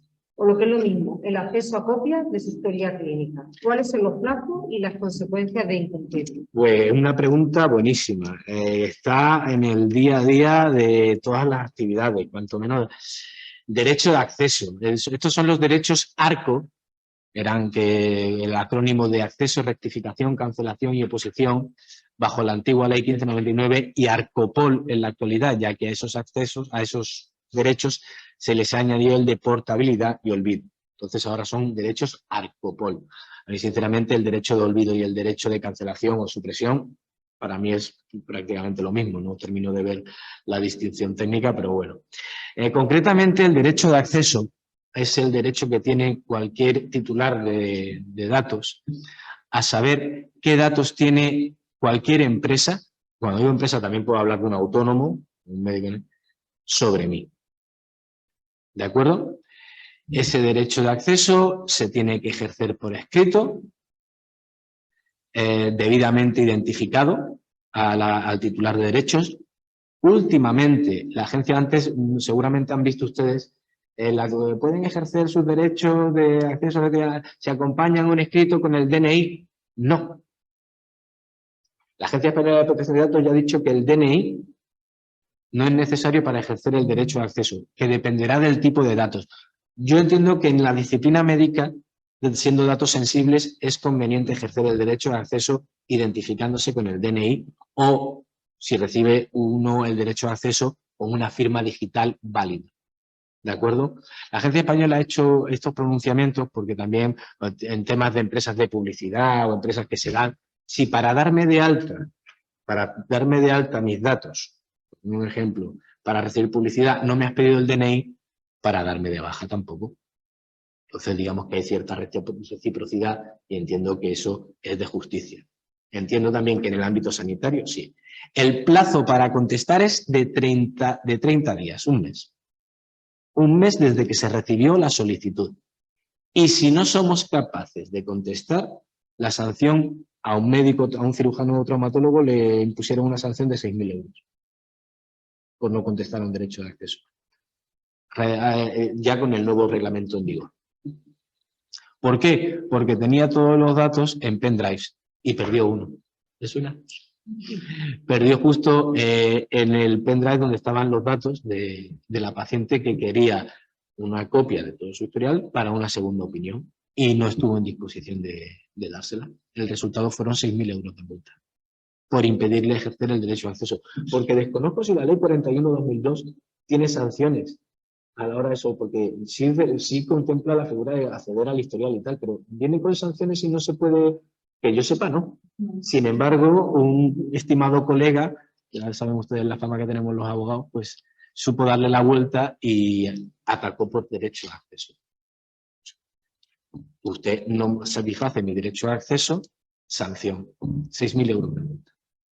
Entonces, el derecho de acceso es eso, el derecho a conocer. Hay una serie de menciones que obliga la ley, que es para qué está utilizando mis datos, qué terceros pueden tener acceso a mis datos son objeto de transferencia internacional, se hace algún perfil sobre los datos, hay que contestar a todas esas preguntas y, por último, dar una copia de los datos. En su caso, una copia del historial médico. Les recuerdo que ustedes saben que el historial médico no tiene por qué contener sus anotaciones personales. Eso no forma parte del historial. El historial lo pueden sacar y dárselo. Y luego tenemos la obligación de conservar el historial por un plazo de 5 años desde la última intervención o de la última visita del paciente, según lo estipulado en la ley 41/2002 de autonomía del paciente. Aquí en Andalucía, y dado que no tenemos un desarrollo autonómico propio, ese es el plazo que impera. En otras comunidades autónomas ese plazo va hasta los 20 años.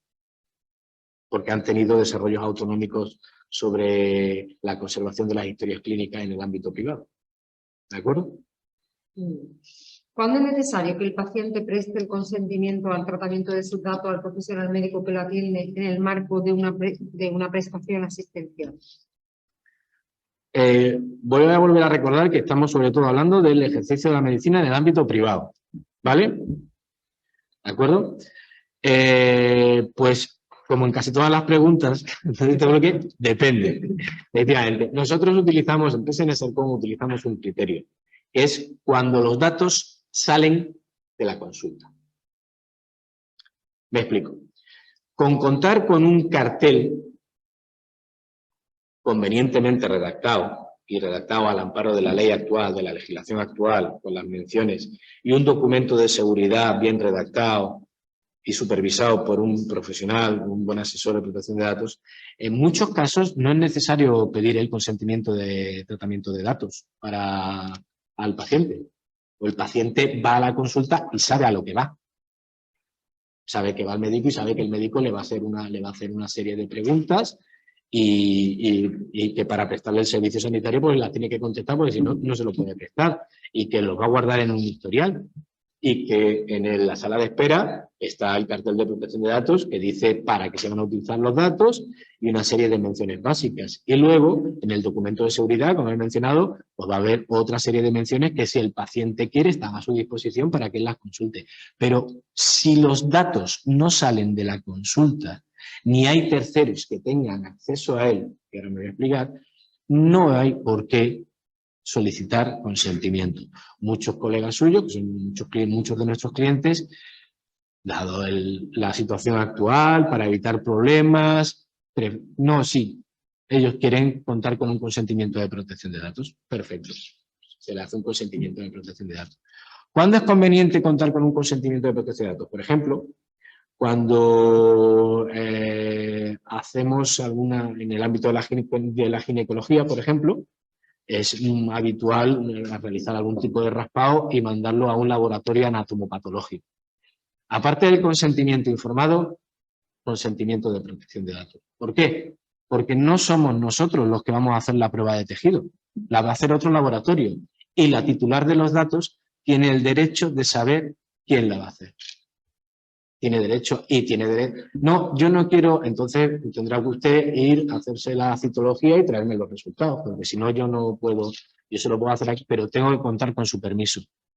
En una consulta de odontología, por ejemplo, cuando ahora los Invisalign, los nuevos sistemas Allianz, hacen una serie de tomas de imágenes y tomas de datos que se envían a un tercero fuera de la consulta y que está directamente relacionado con el paciente. Aunque sea con un número, como he dicho antes, con un número de historia o unas iniciales, pero que en un proceso de ingeniería inversa podríamos llegar a saber quién es ese paciente. Hay que recabar el consentimiento. ¿De acuerdo? ¿En qué otro? Insisto, ¿en qué casos hay que recabar el consentimiento? Cuando los datos, cuando algún tercero vaya a tener acceso a los datos de nuestro paciente. Nuestro paciente tiene que estar informado. Y con ese tercero tenemos que tener los documentos de confidencialidad necesarios que garanticen que él va a acceder a los datos única y exclusivamente para los que nosotros le hemos contratado. No tiene disponibilidad de uso de esos datos. Va a usar esos datos siguiendo nuestras instrucciones. Y una vez finalizada la relación, o elimina los datos o guarda una copia durante el periodo legalmente establecido hasta que terminen las relaciones. Ya la última pregunta, Luis. ¿Qué particularidades tiene el ejercicio del derecho de rectificación o supresión cuando se trata de los datos de salud contenidos en la historia clínica? Teniendo en cuenta además lo que comentaba antes, la imposición legal de conservar la historia clínica, por ejemplo, en Andalucía durante 5 años. Pues eso también es el derecho. Vamos a empezar por el derecho de rectificación, porque la otra es relativamente más sencilla. ¿Y si recibimos una petición de rectificación? Claro, yo puedo dirigirme a una empresa distribuidora de productos energéticos y decirle, no, mire, esa no es mi edad, no, mire, ese no es mi domicilio. Y sería algo relativamente que se puede cambiar.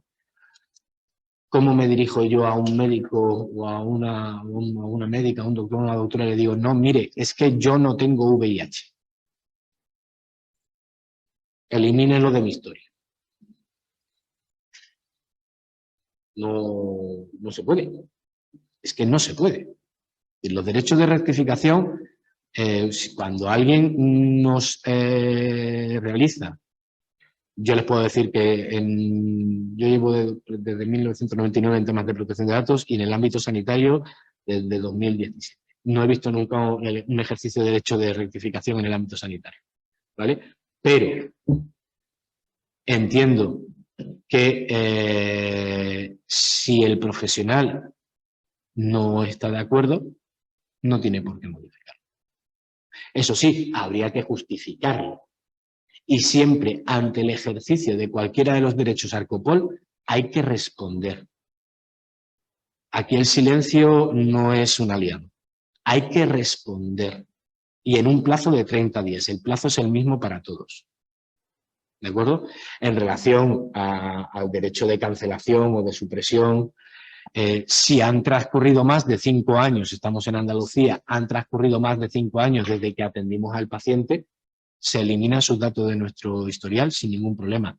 Si han transcurrido menos de 5 años, la respuesta adecuada es, se le informa que en virtud de la ley 41/2002, artículo 93, ¿hay alguno?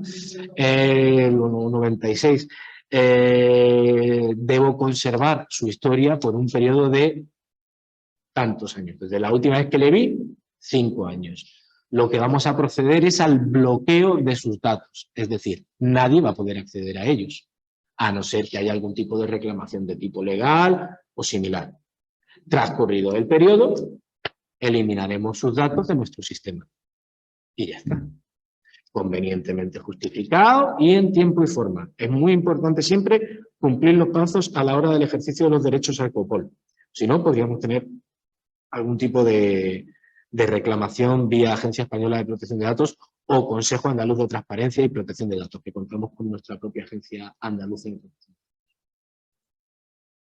Así que, y esto sería todo por mi parte. Muchas gracias, Luis. Él es Luis María Gómez, el consultor jurídico de seguridad de la información, de previsión sanitaria, bueno, lo que todos conocemos en el mundo como PSN. PSN. Y bueno, por supuesto, gracias también a Cristina Sarmiento, abogada del Colegio de Médicos. Cualquier duda, lo ha recalcado ya en su intervención, cualquier duda relativa a este tema, pueden llamar aquí al colegio 951-019-400 o escribir un correo electrónico a asesoríajurídica@conmálaga.com y ella también la secretaria técnica de la Comisión Deontológica. Y gracias, por supuesto, a Fernando Salgado, que es el director del curso. También quiero agradecer aquí a dos protagonistas barra ponentes, que son la doctora Jessica Martín Carmona y el doctor Pablo López Quiranto. Vale, David, ¿cómo es? David Lozano. David Lozano, pues ellos son los actores Los nominados a que, este año. que son médicos los dos, ¿no? Que Sí, sí, es, Presidente y Jessica ya ha terminado la curso de medicina interna, ¿verdad? Pues gracias también desde aquí. Y bueno, vamos a comenzar con el turno de preguntas. Primero, ¿tenéis alguna duda, algo que consultar, algo que comentar a las personas que están aquí? Vamos a dar prioridad a los que habéis desplazado de forma presente. A los habitantes del mundo físico. Sí, todavía existen. Además, yo tengo que ha sentado en un instante, muchas gracias, doctor. Yo me apunto en este caso porque yo tengo una consulta privada y me está medicina de manera privada y no asistencial. Es decir, yo solamente llevo lo que se llama relaciones. Sí, tengo, sí. Yo le escribí un correo que se necesitaría una consulta y me dijo que no, que mientras solicitara eso, pues eso es que he hecho muchas. Entonces tengo varias preguntas que me han surgido, varias preguntas, y es por eso que me apunté. La primera, a mí lo que me gusta más es el modo físico. Yo tengo que digital, pues tenemos que adaptar, ¿no? Pero yo para ver tengo su realidad. Entonces, el primero es, cuando yo termino de utilizar los datos de ese paciente, a mí, digamos que yo no guardo esos datos físicos porque si no tendría un volumen gigante y entonces al final acabo, digamos que los datos destruyendo. ¿Cómo se deben destruir estos datos? Porque realmente... Dos cosas. Una, la ley orgánica, la ley de autonomía del paciente no es la única ley que impone la custodia de documentos. En realidad tendrías la obligación de conservar esos datos según el Código de Comercio y las obligaciones tributarias por 6 años. Ellos lo guardan, perfecto. Te voy a decir que probablemente trabajes para una compañía de seguros y tal, con lo cual, pero de todas formas yo sé... Tengo algunos pacientes privados, un poco hermano o algo así. Entonces, la destrucción, vamos a ver, durante la ley 1599, con la anterior ley, los fabricantes de destructoras documentales hicieron su agosto. Además, muchas consultoras de protección de datos, te tienes que comprar una destructora de documentos. Esas destructoras de documentos son infames. Yo tengo una en casa, se bloquean a la tercera hoja, es decir, las que funcionan de verdad son las industriales, que cuestan de 2.000, 3.000 euros para arriba. Esas son las que funcionan de verdad, las que le pueden meter una guía telefónica y te lo destrozan. De la otra manera es una hoja, 2 hojas, 3 hojas, en la 4ª hoja se ha sobrecalentado. Y eso es así. Yo muchas veces recomiendo a mis clientes, tienes un terrenito o algo, te lo llevas, le metes fuego y listo. Sí, porque ayer en Huertorvega y en Granada casi salimos ardiendo por una quema de rastros, pues tienes toda la razón. Otra manera, bueno, también dependiendo, contratar los servicios de una empresa de destrucción documental, que además emite un certificado. Eso es una manera seria, profesional, fiable, te lo recogen, te emiten un certificado de destrucción con las menciones legales necesarias, tú puedes guardar eso y ya está. Una destructora de documentos, o sea, pues romper y tirar a la basura datos médicos no es recomendable. No es recomendable. Hay que intentar de la manera, dentro de lo posible, ser profesional y destruir completamente esos documentos. No conviene tirarlos a la basura. Realmente no sabes por dónde te vas. Vamos, de hecho, hace poco han multado, si no recuerdo mal, creo que han multado en Madrid a una persona porque había tirado una caja de Amazon fuera de la basura y como venía su dirección postal, la han multado a ella. Y aquí no hay protección de datos, eran los servicios de limpieza. Es decir, al titular del papel. O sea, que tenemos que tener cuidado. Correcto. De lo que, yo es que no tiro nada, pero bueno, me dedico a esto y soy el tonto que va por casa rompiendo etiquetas y tirándola en distintos cubos de basura. De manera un poco artesanal. Vamos, yo mis datos, mi correspondencia personal y tal, yo tengo una hoguera y yo... O sea, tengo una chimenea, perdón, una chimenea. Realmente, la comisión de trabajo pero claro, hay otros pacientes que son cuidados, son pocos, pero bueno, yo tengo medio hecho un papelito que me da otro compañero, por eso lo doy, básicamente lo mismo que la compañía, pero ¿con eso sería suficiente o en principio, hombre, no tendría que ver el papelito, como te lo dice, sí, pero vamos, pero probablemente, si está bien redactado, sí, si no, no. Pero uno lo que sí tiene que tener es, tienes que, por ejemplo, ¿sabes? No sé si recuerdan que con la ley 1599 teníamos la obligación de dar de alta los ficheros en la Agencia Española de Protección de Datos. Eso ya no existe. Pero sí tenemos otras obligaciones. Como, por ejemplo, esa se sustituyó por tener un registro de actividades de tratamiento. Es decir, un documento en el que se explique qué datos tenemos, por qué los tenemos, durante cuánto tiempo los custodiamos, etcétera, etcétera, etcétera. Y el documento solo no es suficiente. El documento solo no es suficiente. Además, ya te he dicho que hay veces que a lo mejor ni siquiera necesitas el consentimiento.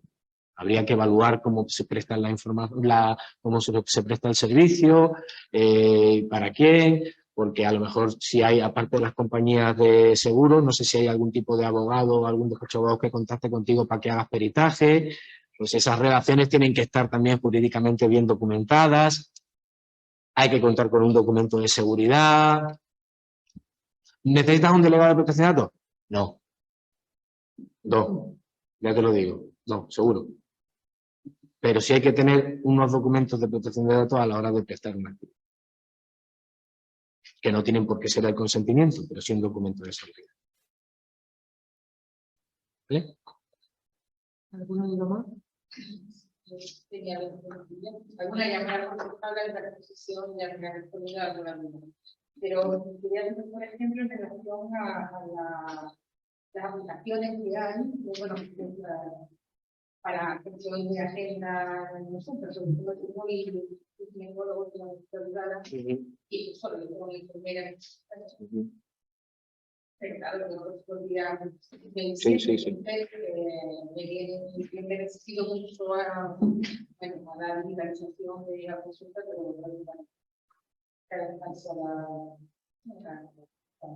entonces la mayoría de los pacientes ahora puedo visitar online. Y eso aquí. Sí. En el ordenador la visita, pero todo lo que visita lo que hemos visto.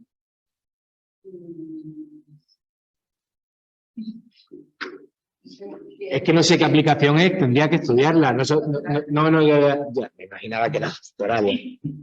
A ver, generalmente cumplen con el tema de protección de datos. Lo que pasa es que tenemos que disponer de un contrato de encargado de tratamiento con ellos, que muchas veces pues ellos lo proporcionan, pero si se lo piden. Si uno no lo pide, no se lo dan. Lo tenemos que tener bien documentado. ¿De acuerdo? Y procurar que el intercambio de información online se ciña única y exclusivamente al tema de la gestión de citas. ¿Vale? O sea, hay que...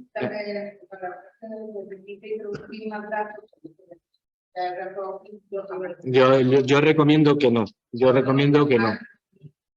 Exactamente, para la gestión. No, porque por ejemplo, no, díganos qué problemilla tiene para que nuestros auxiliares ya no, es que no es útil. O sea, perdón, no es útil.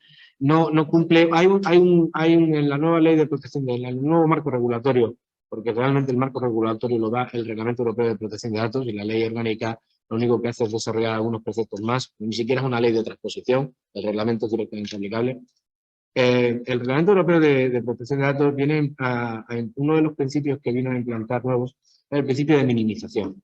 Es decir, para prestar el servicio que tenemos que prestar, debemos de intentar tratar la mínima cantidad de datos posibles. ¿Vale? Con esto no quiere decir a la hora de prestar el servicio médico, no, por Dios, allí delante con el paciente, evidentemente toda la información, bien, en el historial físico o en la aplicación, en el software que tengamos en el ordenador. Pero a la hora de gestionar la cita,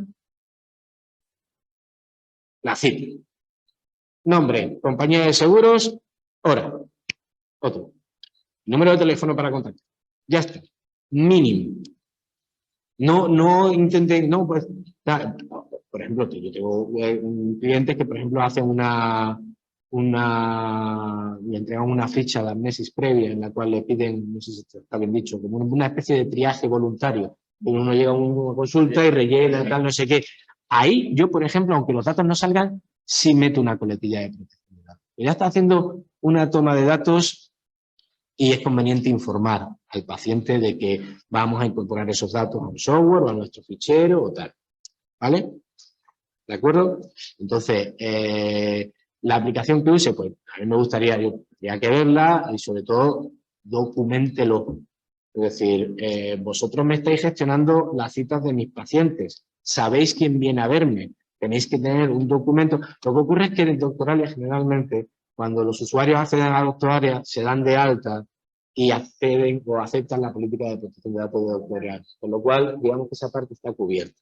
Pero también su relación con Doctoralia debe estar jurídicamente bien documentada. Por eso revíselo. Espero, a ver, con esto... ¿Alguna duda más?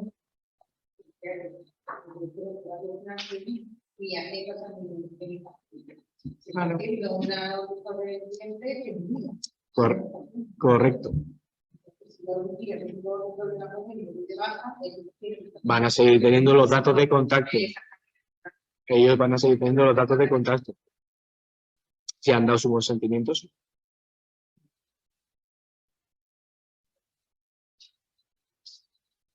Bueno, pues si no hay ninguna pregunta más del público que tenemos con nosotros, José, ¿sería posible que las personas que están por Zoom, porque por el chat no tenemos ninguna pregunta, pero a lo mejor alguno quiere formularla, no lo sé, con el audio y... ¿Nos podríamos escuchar?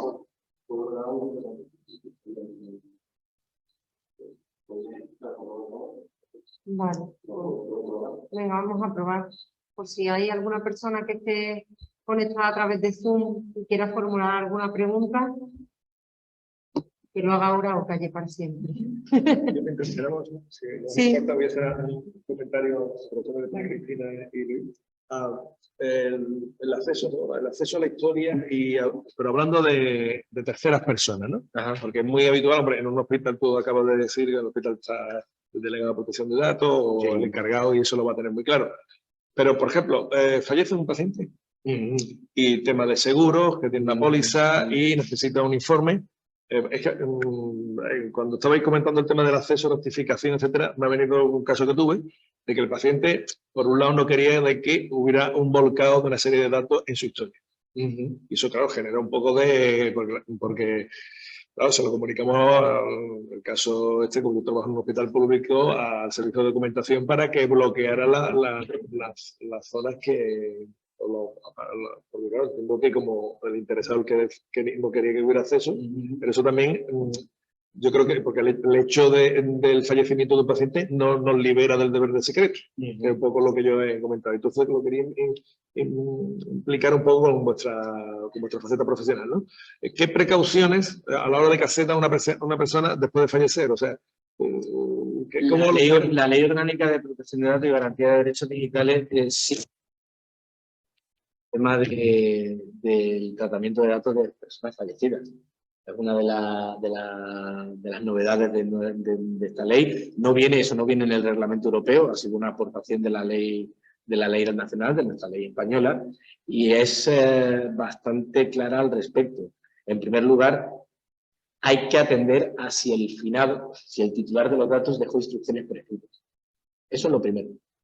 Si deja instrucciones por escrito de que no quiere que alguien acceda a sus datos, de su familia y tal, no acceden a los datos. Si no está por escrito, ¿qué es el caso?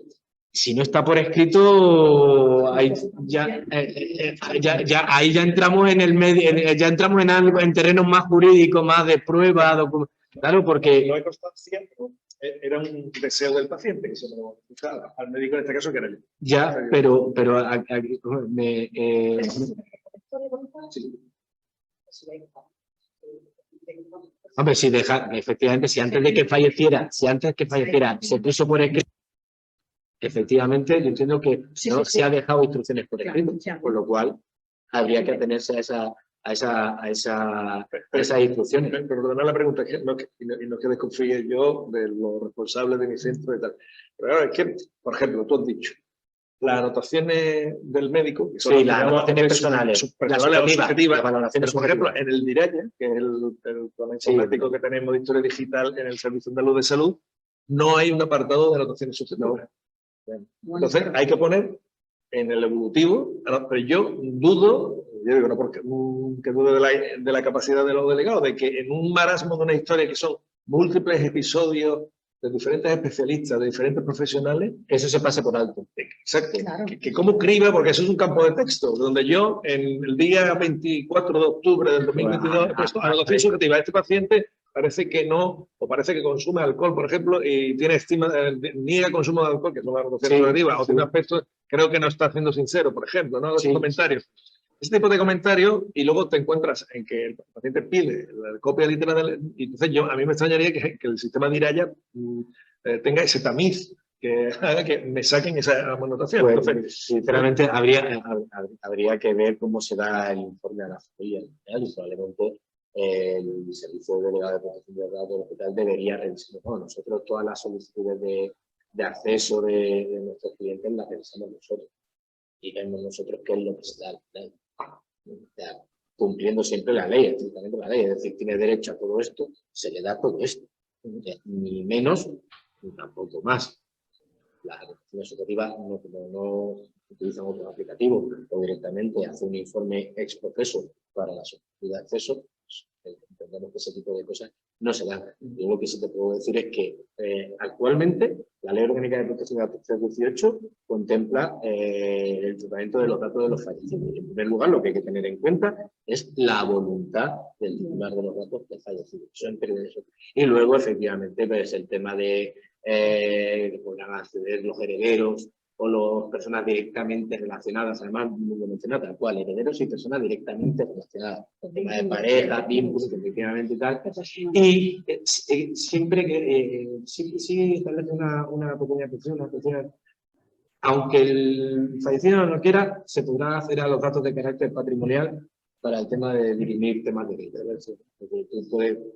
Esos datos sí van a acceder los herederos cuando sean declarados herederos para poder dirimir efectivamente la herencia correspondiente. La ley lo que establece es eso, que a excepción, o sea, los centros facilitarán, los centros sanitarios facilitarán la historia a los pacientes ya fallecidos y a personas vinculadas, como comentaba Luis, salvo que el paciente lo hubiese complicado, lo hubiese prohibido expresamente y se acredite. Pero para mí es más que suficiente esa anotación tuya en la historia para acreditarlo. Otra cosa es que por quien corresponda no se filtre debidamente y no se ese acceso en base a esa prohibición expresa. O la ponga en duda. Pero yo creo que siempre va a tener, entiendo que va a tener presunción de veracidad el médico que ha atendido al paciente y la historia frente a lo que puede referir un familiar. Yo creo que también. En mi opinión, vaya. Pero en ese sentido yo siempre, pues, si algún paciente manifiesta esa voluntad, yo como profesional, y ahora ya como sabiendo esto, yo le recomendaría, Claro, déjalo por instituciones, escrito. claro. Déjalo por escrito. Yo quería contar un caso que sucedió hace unos años para que también esa constancia de la luna de la labor que hace el colegio de médicos, y tenemos un médico que falleció de forma repentina, le estaban archivos, en una consulta privada, y a posteriori hubo un problema en un aparato que se llevaba en algo así que y me acuerdo que tú, Cristina, precisamente...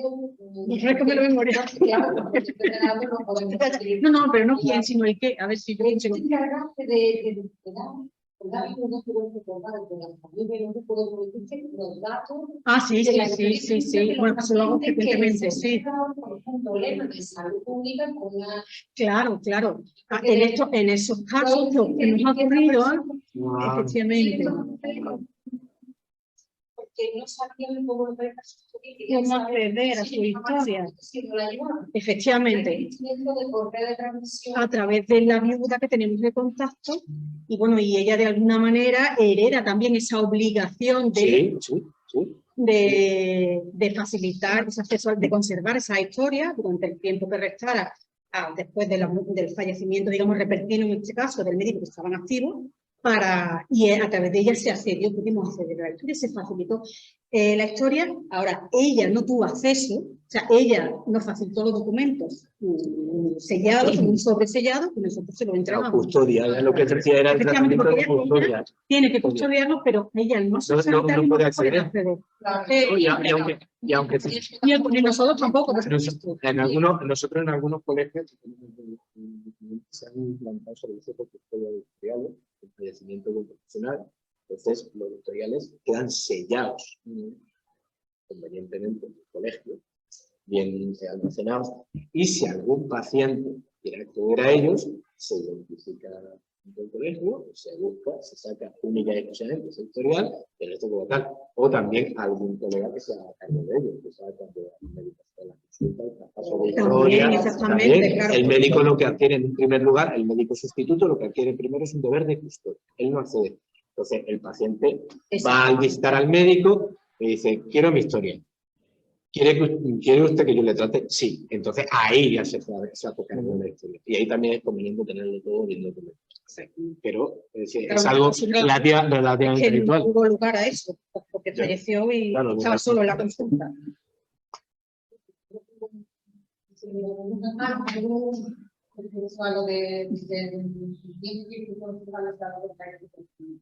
Con hijos 5 años. Si pasas esos 5 años, si un caso de 7 o 8 años, ¿es obligado? No, no es obligado. Es un plazo mínimo de conservación, pero vamos, yo le puedo decir que aquí en Andalucía más del 90% de mis clientes conservan las historias per secula seculorum. Porque siempre no vaya a ser que venga alguno de hace 15 años y yo lo tengo aquí, tal, no sé qué. Tengo colegas suyos que tienen, y además, cuando es en formato físico, problemas de almacenamiento terminan siendo... Yo tengo un cliente en una comunidad autónoma, no voy a mencionar, que además de ser odontólogo es protésico. Entonces, por conservación, tiene que guardar los moldes. Tuvo que contratar un servicio de estos de trastero para guardar, que me llevó y dice, mira, lo tengo aquí abajo. Fue como ir a ver una cabaña de un asesino de serie, y todo lo que... A mí me dio un poco de... Pero bueno, que sí, el plazo es mínimo, pero lo puede conservar el tiempo que quiera. De hecho, nosotros aconsejábamos hace un par de años que ya se modificó la ley de procedimiento civil, aconsejábamos que los mantuvieran durante 15 años, que era el plazo en el cual podían recibir una reclamación de responsabilidad. Ya son 5 años también, porque también es el mismo plazo de para presentar la acción. Ya se dice, o sea que, porque claro, 15 años, mantener durante 15 años, pero en la mayoría de los editoriales estaban en papel, pues era complicado, la verdad, pero porque claro que si no tienes historia no te puedes defender. Luego a la hora de contestar una demanda, pero vaya, ya no, eso está resuelto. Nos despedimos ya porque por Zoom no tenemos ninguna duda, así que eso querrá decir que la hemos resuelto todas Si no, vuelvo a repetir, el teléfono del Colegio de Médicos, centralita 951-019-400, que le pasen con asesoría jurídica o con comisión deontológica con la letrada Cristina Sarmiento, o bien escriban a asesoríajurídica@conmálaga.com. Muchas gracias, Cristina, Fernando, a Luis por estar aquí, por arrojarnos luz. Muchas gracias a los que habéis venido presencialmente y a aquellos que nos habéis seguido a través de la plataforma Zoom. Buenas tardes. Muchas gracias.